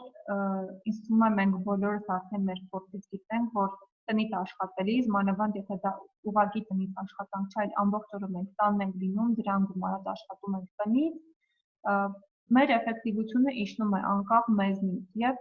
ցանկացած էքստրովերտ աշխատում է մոտ 40% էֆեկտիվությամբ, իսկ CRM-ը թույլ է տալիս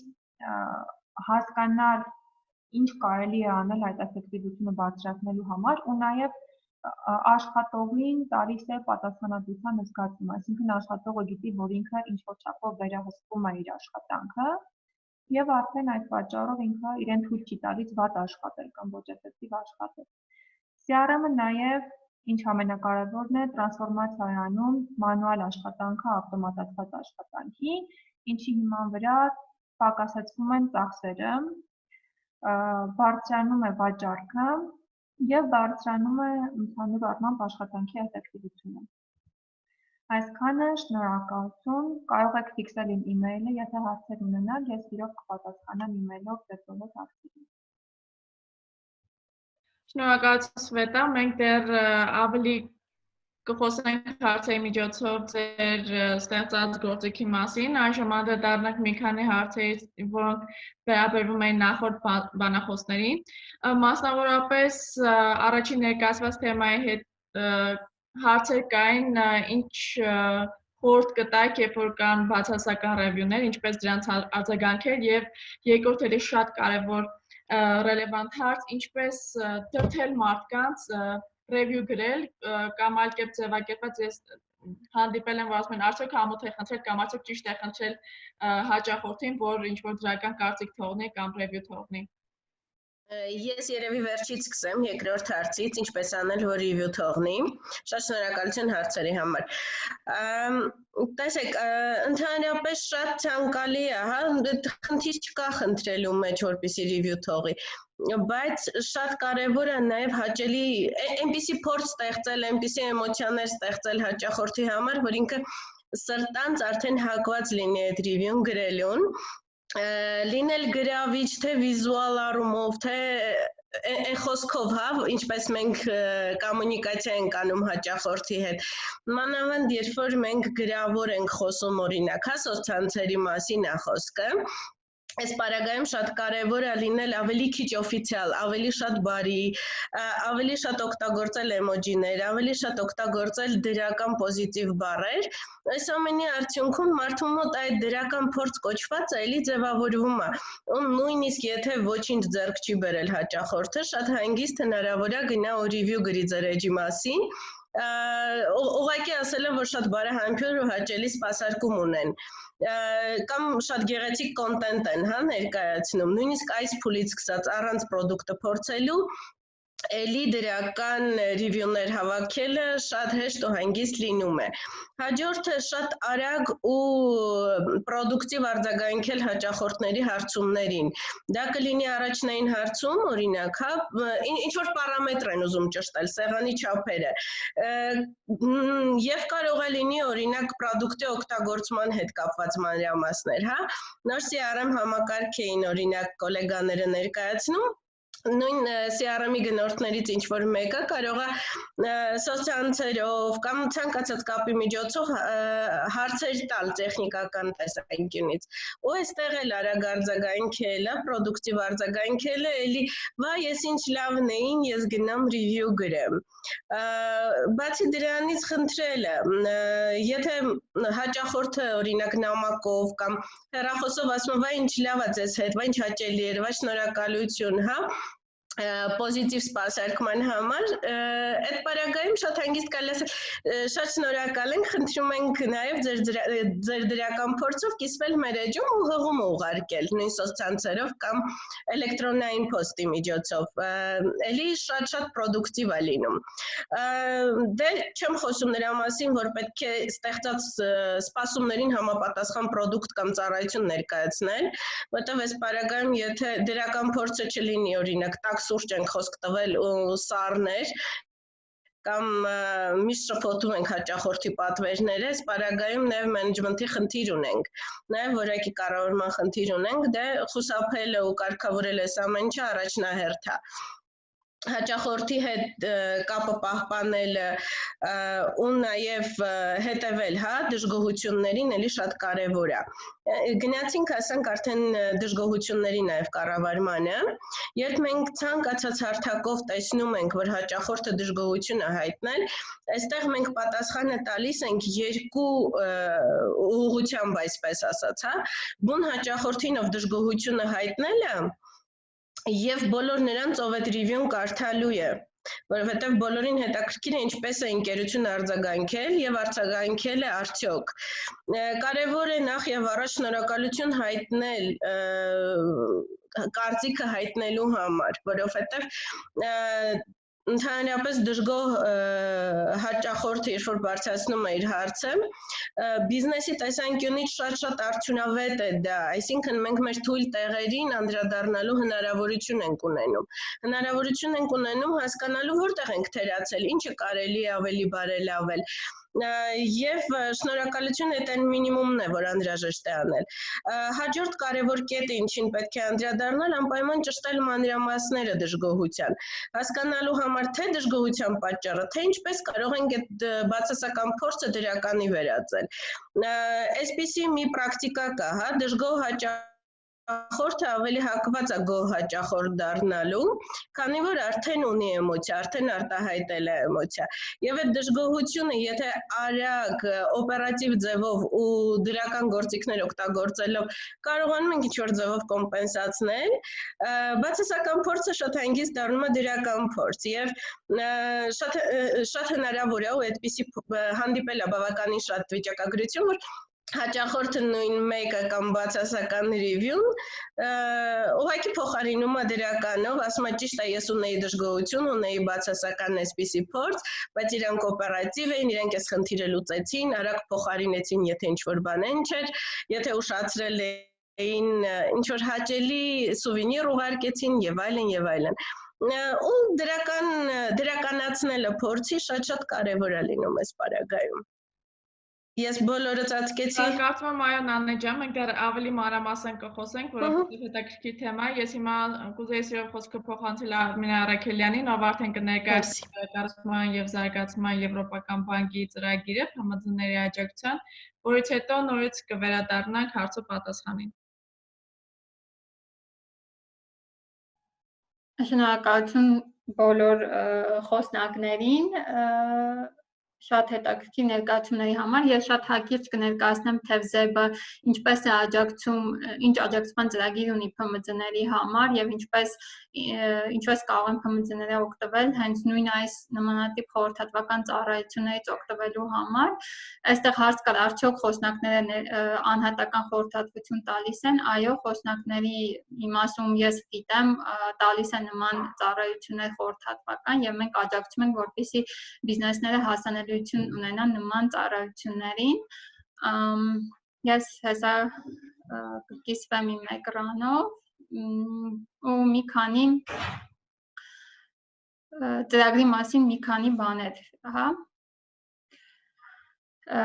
Ինչպես նշեցի, խորհրդատվություն փոքր բիզնեսների ծրագիրը վերակառուցման ու զարգացման եվրոպական բանկի կողմից իրականացվում է բիզնեսներին աջակցելու համար, տարբեր բիզնես ծառայությունները հասանելի դարձնելու։ Ծրագիրը 2003 թվականից է Հայաստանում գործում, իսկ 93 թվականից արդեն իսկ ամբողջ մեր գործունեության երկրներում։ Մենք Հայաստանում արել ենք ավելի քան 1400 նախագծեր 1400 հաճախորդների հետ։ Մեր դոնորը եւ ֆինանսավորողը Եվրոպական միությունն է, որը EU for Business, այսինքն Եվրոպական միությունը բիզնեսի համար ծրագրի շրջանակներում հասանելի է դարձնում նման ծառայություններից օգտվելու համաֆինանսավորումը։ Մենք աշխատում ենք 130-ից ավել ծառայություններ մատուցող ընկերությունների հետ, ինչպես օրինակ մարքեթինգը, թվային մարքեթինգը, նույն CRM-ի հետ կապված տեղեկատվական տեխնոլոգիաների բիզնես ծառայությունների տրամադրումը եւ մի շարք նման ծառայություններ։ Ուրեմն սրանք այն ուղղություններն են, որոնք որ ծածկում է ծրագիրը, այսինքն բիզնեսը կարող է դիմել ցանկացած ուղղությունով, սկսած ռազմավարությունից, որը ենթադրում է բիզնես պլան, ռազմավարության պլան, ներդրումային պլան եւ այլն, վերջացրած տեղեկատվական տեխնոլոգիաների, նույն թվային մարքեթինգի կամ ստանդարտացման, ինչ որ ճարտարագիտական լուծումներով, ֆինանսական խորհրդատվության համար ուղղությունները շատ բազմազան են, կապված ընկերության կարիքներից, հրատապությունից եւ առաջնահերթությունից։ Ինչպես ենք մենք աշխատում եւ որոնք են ծրագրի չափանիշները, որոշակի չափանիշներ կան ՓՄԶ-ների համար, այսինքն այս պահին գոնե որոշակի չափանիշներով ենք աշխատում, դա 2 տարի գործող ընկերություն պետք է լինի, իրավաբանական անձ, մինչև 50 միլիոն եվրո տարեկան շրջանառություն, սակայն կա նաև ներքին շեմ, այսինքն շատ միկրո ընկերությունների հետ ցավոք չեն կարողանում աշխատել այս բան եւ մինչև 250 աշխատող ունեցող ընկերություններ։ Ինչպես ենք մենք աշխատում, ընկերությունը դիմում է մեզ ինչ-որ խնդրով, օրինակ թվային մարքեթինգի խորհրդատվություն։ Մենք ուսումնասիրում ենք, հասկանում ենք, որոնք են այն սպეციფიկ խնդիրները, որ պետք է լուծվեն ընկերությունում, հասկանում ենք ինչ ընկերությունը համապատասխանում է ծրագրի չափանիշներին, այնուհետև կապ ենք հաստատում նման ծառայություններ մատուցող ընկերությունների հետ, ովքեր որ մեր հետ աշխատում են, համակարգում ենք ամբողջ process-ը եւ ամբողջ տվյալ ծառայությունը համաֆինանսավորվում է մեր կողմից ծառայության արժեքի մինչև 60%-ի չափով, որպեսզի հնարավորություն տրվի, որ բիզնեսը ստանա ավելի լավ ծառայություն, ավելի որակյալ պրոդուկտ։ Նաև հակառակն է լինում եւ բիզնես ծառայություն մատուցող ընկերությունը իր հաճախորդին ներկայացնում է ծրագրին, այս ծրագրի շահառու դառնալու համար։ Մենք աշխատում ենք, ինչպես նշեցի, տարբեր ուղղություններով ընկերությունների հետ եւ ծրագրի հիմնական նպատակը որպեսզի աջակցել հասանելի դարձնել նման ծառայությունները բիզնեսի զարգացման, տրանսֆորմացիայի եւ նաեւ թվայնացման ուղղությունով։ Թվայնացման, բիզնեսի թվայնացման ուղղությամբ մենք եռակողմ ենք դիտարկում, այսինքն ՀՄՁ, բիզնես լուծումներ առաջարկող եւ մենք որպես աջակցող եւ համաֆինանսավորող կառույց։ Մենք բոլոր նյութերը հաջորդիվ ուղարկելու ենք բոլորին, ինչպես նաեւ խոսնակների բոլոր նյութերը։ Եթե որևիցե բիզնես հետաքրքրված կլինի, արդեն կարող է անմիջականորեն դիմել մեզ, քննարկենք, հասկանանք ինչպես կարող ենք աջակցել մեր ծրագրի չափանիշների շրջանակներում, ինչպես նաև անպայման գնահատում է լինելու հետո գնահատման թերթիկ է լինելու, որը շատ կարճ թերթիկ է, խնդրում ենք անպայման լրացնել, որպեսզի մենք հետագայում հնարավորություն ունենանք ուղարկելու ձեզ նյութերը, բոլոր նմանատիպ ծառայություններ մատուցող ընկերությունների ինֆորմացիա կիսվել ձեր հետ եւ նաեւ դուք հնարավորություն ունենաք հետագայում մեր հետ կապ հաստատելու ու կապի մեջ լինելու։ Այսքանը ծրագրի վերաբերյալ կարծում եմ հիմա կարող ենք անցնել հարցերին։ Բայց ես ուզում եմ որ Շիրոնը։ Շնորհակալություն Արմինե։ Այստեղ հարց կար, ես կուզեի բոլոր բանախոսներին դիմել, արդյոք ինչ-որ փորձառնություն ունեն կամ աշխատել են երբևէ անշարժ գույքի գործակալությունների հետ եւ ինչ գործիքներ տարածված կան կամ ինչ ռազմավարություն կարող շեշտել, որ արդյունավետ կլինի նրանց դեպքում եւ մի փոքր նաեւ ընդհանուր անդրադարձ առհասարակ ծառայություններ մատուցող կազմակերպությունների համար կամ ինչ-որ հստակ տարբերություններ ծառայություններ մատուցող եւ ապրանքներ ֆիզիկական ապրանքներ ստեղծող կազմակերպությունների միջև։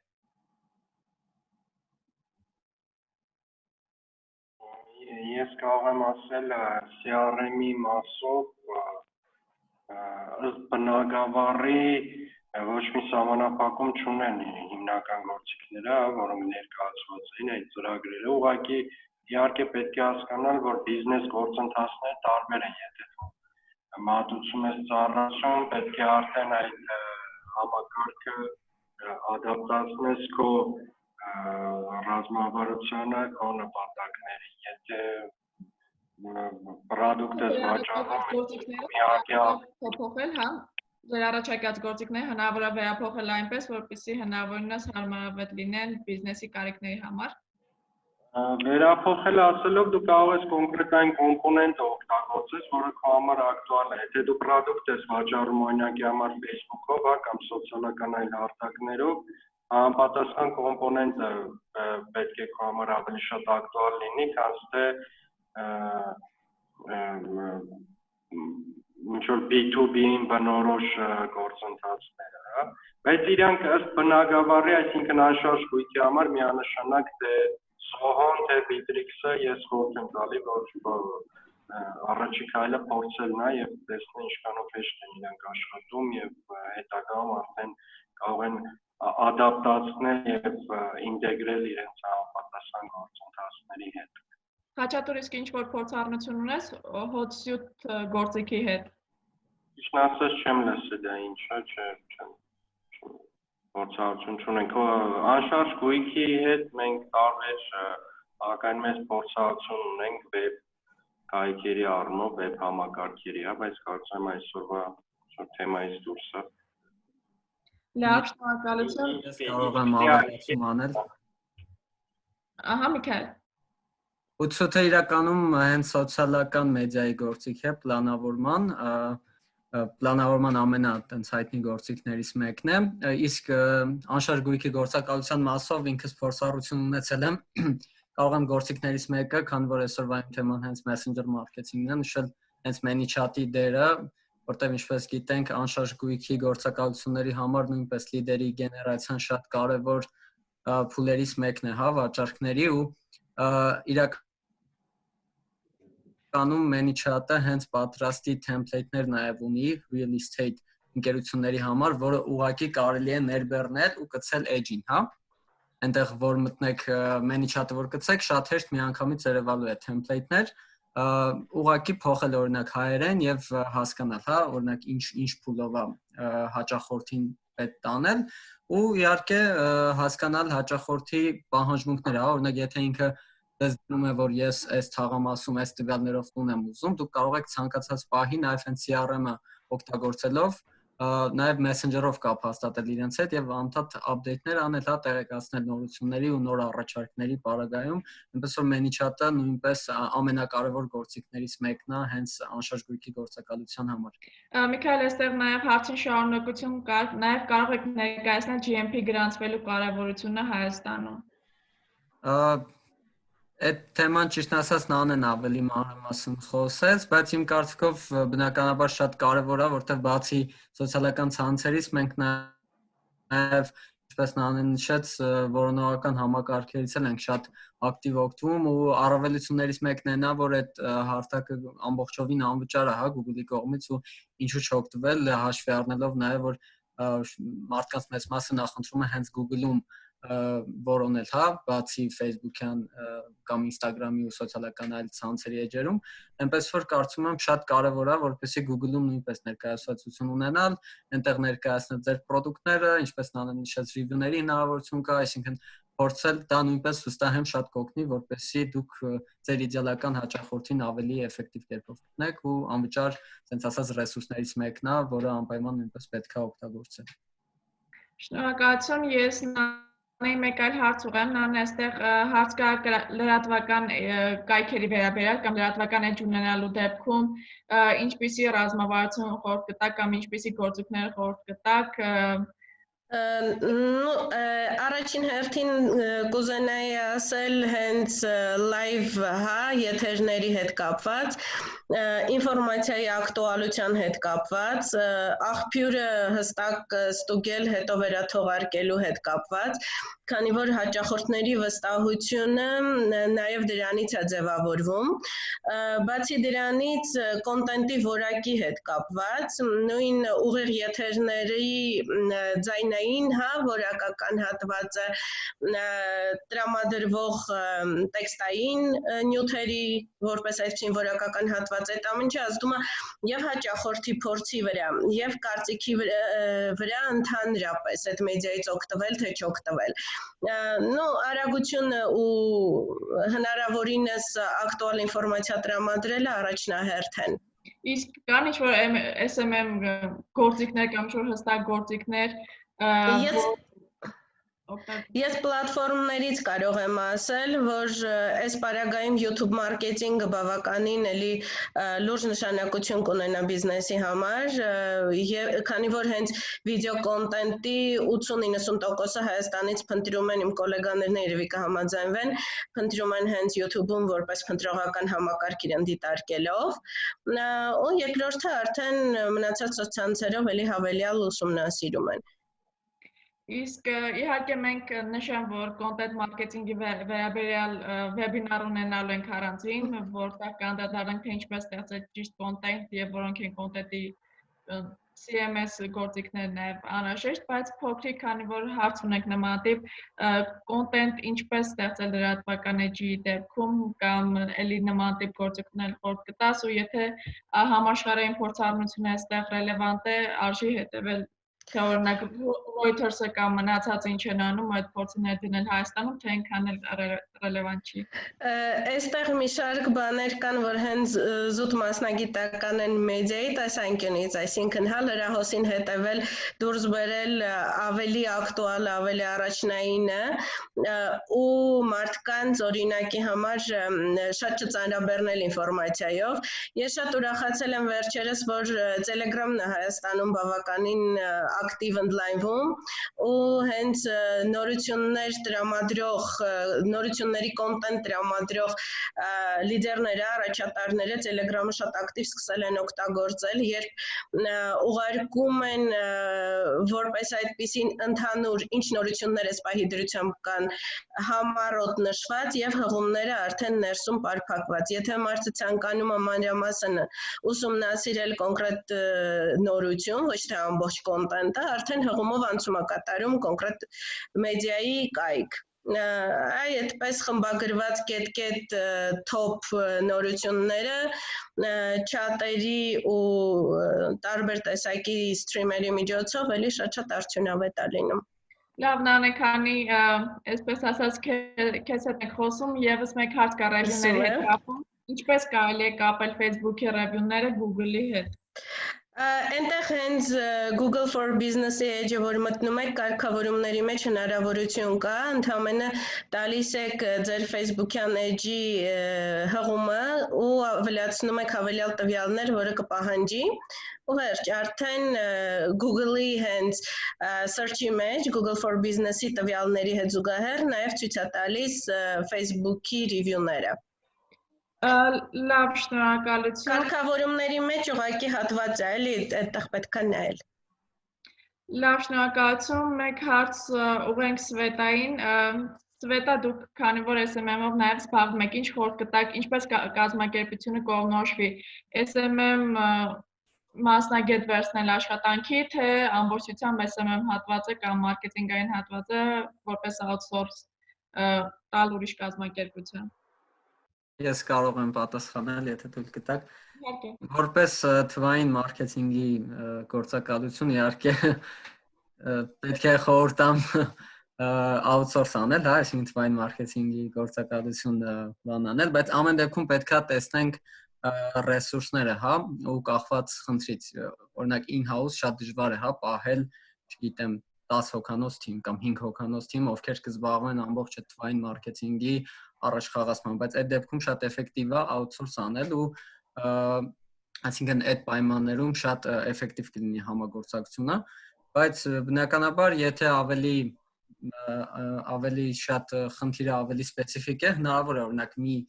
մասնագետ SMM մասնագետ պահելով խնդիրը լուծել, բայց ամեն դեպքում բնականաբար պրոֆեսիոնալ առաջխաղացման համար SMM մասնագետի հետ նաև պետք է գալու կոնտենտ ստեղծողների այսինքն թիմ, օրինակ graphic designer, մեր հայկական ընկերությունները շատ դեպքերում մի հոգուց են ակնկալում տիրապետել այդ ամեն ինչին, ինչը կարծում եմ շատ սխալ է, որտեղ մի մասնագետը, SMM մասնագետը չի կարող, հա,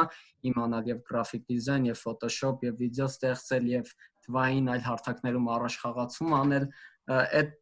պայմաններում կարծում եմ ռեսուրսների տեսանկյունից իհարկե շատ էֆեկտիվ կլինի մի հոգու բան անել, բայց երկարաժամկետ չի լինի ու կարծում եմ այդ արդյունքները չեք գրավի, հետո ինչպես իմ գործընկերները ներկայացրեցին, բրենդի առհասարակ ներկայացվածությունը, բրենդի իմիջը շատ կարևոր է, հա, սոցիալական ցանցերում ու եթե պրոֆեսիոնալ չներկայանաք, իրականում ոչ մեկ չի վստահելու ձեզ ու իրականում ռեսուրսների վատում է լինելու։ Շնորհակալություն։ Այստեղ հարց ունենք, թե արդեն COVID-ով պայմանավորված ինչ գործիքներ խորհուրդ կտաք ներգնա туриզմով զբաղվող կազմակերպություններին եւ հարց ունի երկրորդ հատված, որը կարծում եմ արժի նաեւ տարանջատել COVID-ի պայմաններից ելնելով արժի առանձնահատուկ առանձին կոնտենտ ներկայացնել այս մասով, թե եւ ինչ շեշտ դնել իրենց սոցիալական էջերում COVID-ի վերաբերյալ դրա անհրաժեշտությունը կա թե չէ եւ եթե կա կոնտենտի վերաբերյալ ինչ առաջարկներ կան։ Եթե կարելի է, ես մի քիչ туриզմի բնագավառում շատ լայն փորձ կա, 7 տարի ունենք սեփական տուրիստական ընկերություն, շատ դաժան պայմաններ է, նախ COVID-ի կապակցությամբ ամենաշատը երևի տուժեց հենց туриզմի բնագավառը, հյուրանոցայինը, հետո արդեն ռեստորանային եւ մնացածը։ Շատ ցավով ասում ենք, որ շատ քիչ բաներ է հնարավոր, համենայն դեպս կոնտենտում պոզիտիվ նոտան պահպանելը շատ կարևոր է։ Գեղեցիկ նյութերի տեղադրումը, վիդեոները, որտեղ մարդիկ հիմա այս պահին ամենաշատ շատը դրա կարիքը ունեն հենց օպտիմիզմ ստանալու ու հետաքրքիր մի տարբերակ մտածել ենք վիրտուալ տուրերի փաթեթի տեսանկյունից մինչև հնարավոր կլինի շուկան կարգավորել ու հնարավոր կլինի ֆիզիկապես այդ ամեն ինչը կազմակերպել Գոյություն ունեն մի շարք գործիքներ եւ 360 աստիճանը եւ 3D շատ մոդելային կոնտենտ կա հենց Հայաստանի համար էլ ներգնանել կկարողանա օգտագործել մեր թանգարաններն էլ են օգտագործում այդպիսի գործիքներ ու հնարավոր է լինում ուղղակի եւ այդ կոնտենտը տեղադրել սոցցանցերում եւ հնարավոր է լինում առաջարկել նման փաթեթներ հաճախորդներին եթե իրենք կուզենան վճարովի օրինակ հա Telegram կանալով կամ այլ ցանկացած աղբյուրով mail newsletter-ով աստված գիտի Միքայելը ասեց ակտուալ չի բայց ոնց որ դեռ ով գրանցվել է ուրախանում է որ ստանում է ով չի գրանցվել դե բարձա վատ աշխատում ու եթե մարդը ուզում է օրինակ հա չգիտեմ Էրեբունի թանգարանի հետ կապված ինչ-որ նմուշներ ստանալ պատմության թանգարանից կամ տեսնել Սևանը թեկուզ վեբ կամերայով եւ այլն այդ ամեն ինչը էլի կարելի է կազմակերպել ինդիվիդուալ ու ոնց որ թե դրա պահանջարկն էլ կա մարդիկ արտասահմանում տանը նստած տենց ինչ-որ բաներ պատվիրում են Իսկ COVID-ի հետ կապված ինչ որ արժի ավելացնել դրան վերաբերող կոնտենտ Ну, այսպես ասեմ, էլի կոնտենտը ինքնապաշտպանության COVID-ի հետ կապված շատ է տարածված, ժամանակ առ ժամանակ երևի թե ակտուալ լինելու համար ինչ որ բան արժի օգտագործել, բայց արդեն կարծես թե հոգնեցնում ենք այդ կոնտենտով մեր լսարանին Կարելի է ուղղակի ինչ-որ ձևով արդեն հումորի վերածելով մարդկանց մոտ տրամադրություն ստեղծել, օրինակ, չգիտեմ, կորոնա մարքեթինգ կոչված է կիրառել, հա, ասել, այ հիմա դուք նստած եք, իսկ այնտեղ միտեղ, չգիտեմ ինչ, շուտով ամեն ինչ լավ կլինի եւ կտեսնեք, իսկ հիմա ձեր պատվերով ցույց ենք տալիս SSS տեսարանները ու ավելի շատ աշխատում ենք հենց պոզիտիվի օպտիմիզմի վրա, որովհետև նեգատիվ կոնտենտը ահա որ շատ է, իսկ տուրիզմի համար նեգատիվ առհասարակ չարժի այսպես։ Հասկանալի է, շնորհակալություն, ես հարցը ստում Խաչատուրին։ Խաչատուրը այստեղ հարց կա, որ CRM հենց հապավում ինքնին ենթադրում է, որ հաճախորդների հետ հարաբերություններն են կառավարում, արդյոք դրա մեջ որպես ֆունկցիոնալություն արժի ավելացնել աշխատողների կամ sales agent-ների հետ աշխատանքը ու հաշտվողը ենթադրում է, որ դա կարծես ստացվում է, որ ներքին կազմակերպության ներսում հարաբերությունները խառնում ենք արդեն հաճախորդների հետ հարաբերությունների հետ։ Աշխատողներին միանշանակ պետք չէ ավելացնել, այսինքն դա աշխատողների կառավարման համակարգ չի, բայց այդ մշակույթը, հա, որ դու օգտագործում ես CRM ինքը ինքնաբերաբար ազդեցություն քո կազմակերպության ներքին մշակույթի վրա եւ բոլոր այսինքն մշակույթն է փոխվում, քո բիզնեսը դառնում է արդեն տվյալների database driven, այսինքն դու տվյալների վրա ես հիմնում քո բիզնեսը եւ նույնպես քո աշխատակիցները, բայց աշխատակիցների կառավարման կոմպոնենտ որպես CRM-ի գործառույթների մեջ չի մտնում, դա ավելի շատ HR համակարգեր են։ Ճիշտ հասկացա հարցը, չգիտեմ։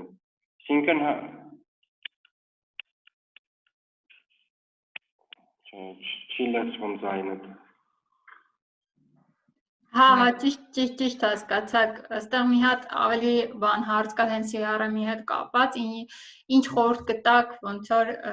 եթե դա fashion-ի ընկերություն է, կոնկրետ հագուստ է կամ մի քանի տեղեր պլատֆորմներում վաճառում են, ինչ CRM կարան օգտագործեն ու ընդհանրապես բացի Bittrex-ից ու Zoho-ից, այսինքն Հայաստանում ինչ CRM-ներ կան։ Ընդհանրապես շատ են CRM-ները տարբեր, այսինքն այդ ընտրվածն է, դա ոնց որ ամենապոպուլար մի քանիսն է, կա Citrix-ը ինչ-որ լուծում ունի եւ նման տարբեր ինչ-որ կազմակերպություններ ունեն լուծումներ, ամեն դեպքում Ինչպես նշեցի, CRM-ը որպես գործիքակազմ ինքը սահմանափակում չի դնում ըստ բիզնեսի բնագավառի, այսինքն նույն զոհոն ես օրինակ չեմ հավանում եմ ինքը բականին համ նախատեսված է փոքր միջին PMZ-ների համար, բայց մյուս կողմից ինքը շատ համապարփակ հնարավորություններ ունի եւ որպես խորհուրդ կարող եմ դա առաջարկել։ Բայց իհարկե էլի եմ ասում շատ կան, կարելի է ուղղակի ինտերնետում փնտրել եւ տեսնել սպეციფიկ միգուցե կա, որ հենց fashion-ի համար ադապտացիա ունենա, բայց չեմ պատկերացնում նման կարիք չեմ տեսնում, որովհետեւ դա այդ գործիքը օգտագործելով դու ինքդ ես կազմակերպելու քո ուզած գործընթացը, հա, բայց միգուցե ինչ որ ոնց որ այդ many chat-ի օրինակով ինչ որ fashion բնորոշ template-ներ լինեն, որ դու արդեն ինչ որ պատրաստի բաներից օգտվես միգուցե։ Շնորհակալություն։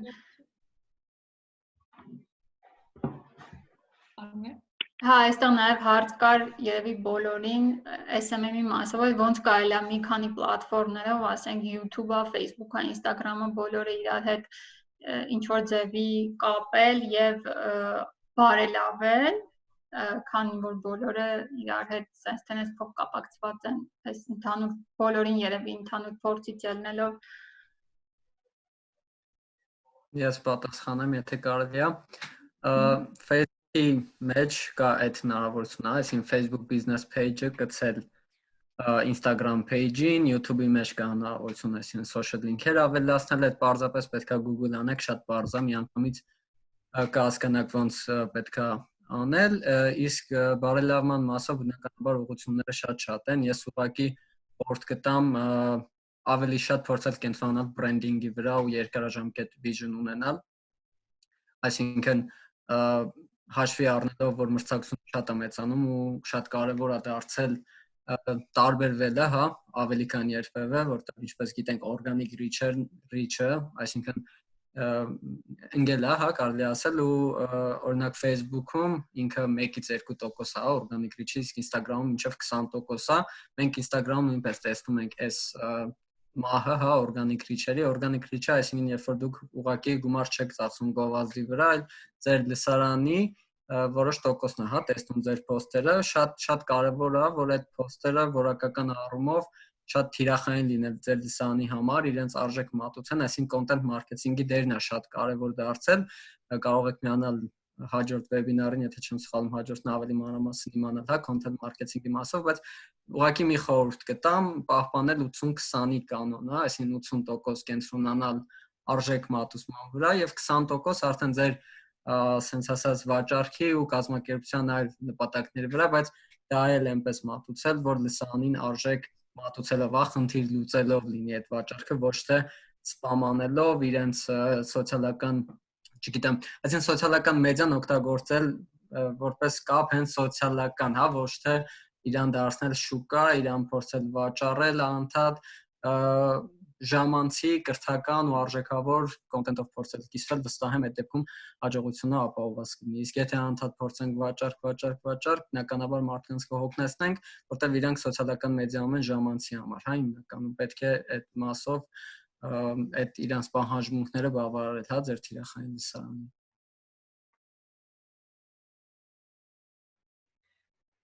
Շնորհակալություն շատ։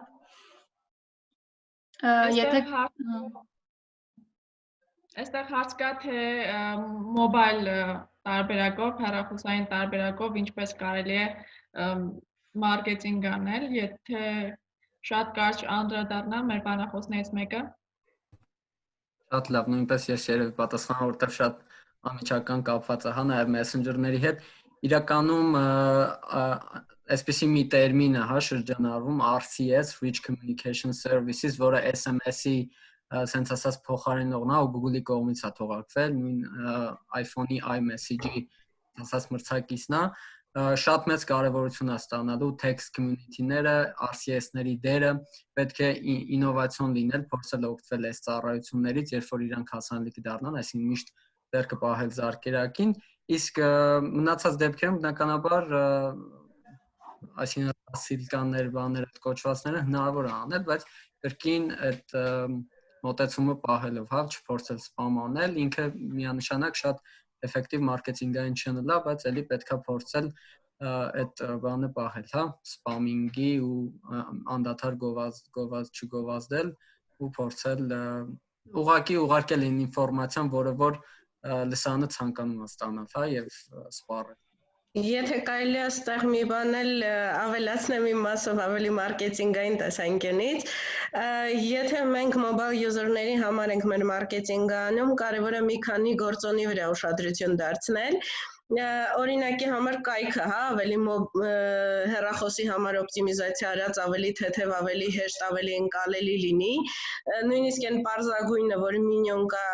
մեր վեբսայթի, այդ հեռախոսի համար նախատեսված փոքր մենյուի կոճակի նման եւ այլն, նման նրբությունները էլի նպաստում են։ Նաեւ սոցցանցերի կոնտենտը էլի հարմարացնենք այն մարդկանց համար, ովքեր մոբայլով են նայելու։ Եթե առաջ օրինակ ամեն ինչ լուսանկարում էինք լայնությամբ, հիմա ամեն ինչ լուսանկարում ենք ավելի հեռախոսի համար հարմարացված, ավելի պրոֆայլ նայելու համար, հա, ու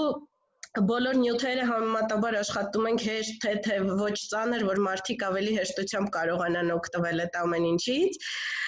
ու հաշվի ենք առնում, որ ձայնը հնարավոր է չմիացնեն, չբարձրացնեն, այսինքն այդ կոնտենտը դիտելու են անձայն, հետևաբար նյութը կոմունիկացիան ավելի հասկանալի լինի նաև անձայն ռեժիմով։ Այս էլ են ինչ-որ իմ մտքով անցավ այս պահին, որ Միքայելը խոսում էր չաթերի հետ կապված։ Շնորհակալություն, Խաչատուր, իսկ մոբայլը հեռախոսը ինչպես հնարավորություն կա CRM-ի հետ կապելու։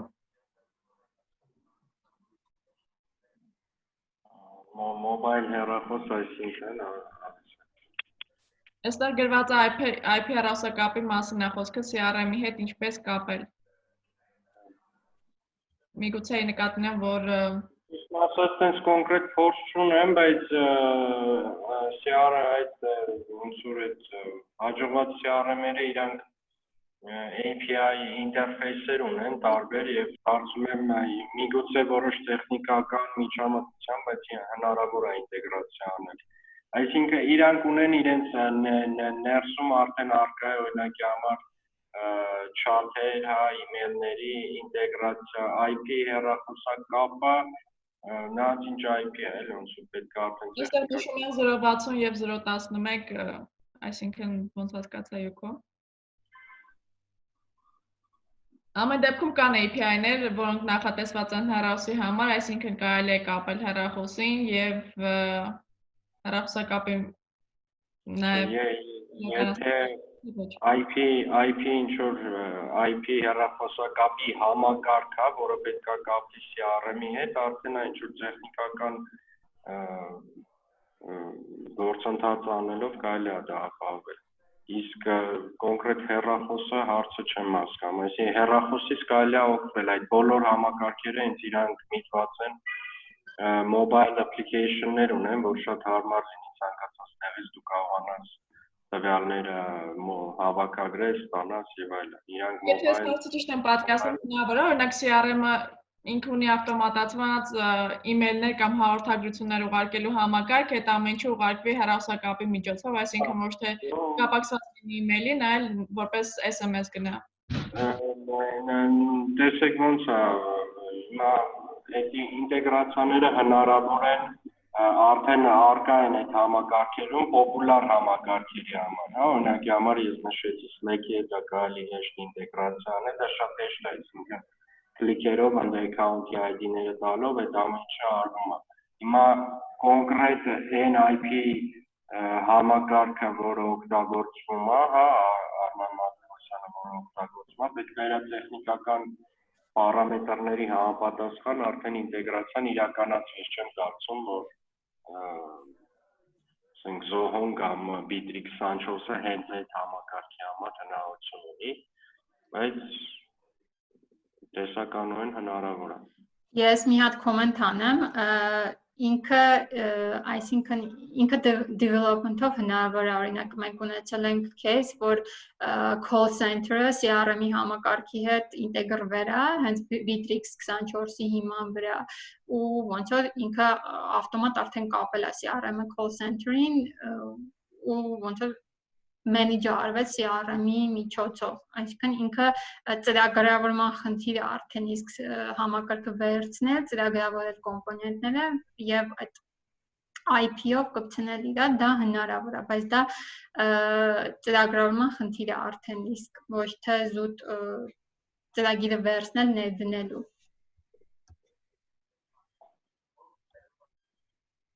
Կներեք, կարող եմ ես High-tech gateway-ի ծրագրավորողն եմ, Սվետան խնդրել էր, որ հարցերի դեպքում պատասխանեմ, ինքը շտապ դուրս եկավ։ Այդ ոլորտի բանի հետ թեմայի հետ կապված կարամ ավելացնել, որ կան պատրաստի ծրագրեր, որոնք հենց աշխատում են CRM-ների հետ, կոնկրետ Connect to CRM-ն էլ ինտեգրված ունի հենց զանգեր կատարելու համար, որովհետև հենց հիմա աշխատում հենց call center-երի հետ։ Այսինքն կոնկրետ Connect to CRM ծրագրով աշխատում են call center-եր, որոնք հենց զանգեր են կատարում։ Ավտոմատ գրանցվում է զանգերի ընթացքը,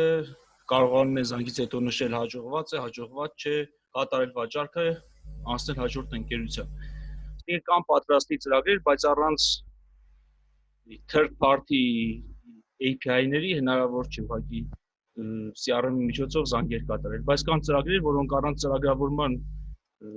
կարելի է ուղղակի ինտեգրել եւ կատարել զանգեր։ Շնորհակալություն։ Այստեղ հարց կա կոնտենտի հետ կապված, մասնավորապես անշարժ գույքի կոնտենտ ստեղծելու համար։ Ես տեղեկացնեմ, որ մեր հաջորդ վեբինարը հենց նվիրված է լինելու կոնտենտին, ու այնտեղ մենք հենց կխոսենք, որ պատրաստի կոնտենտ կան իհարկե CMS գործիքներ, որոնք ձեզ հնարավորություն են տալիս կոնտենտ գեներացնելու, հաշվի առնելով ձեր լսանի, ձեր պոտենցիալ հաճախորդների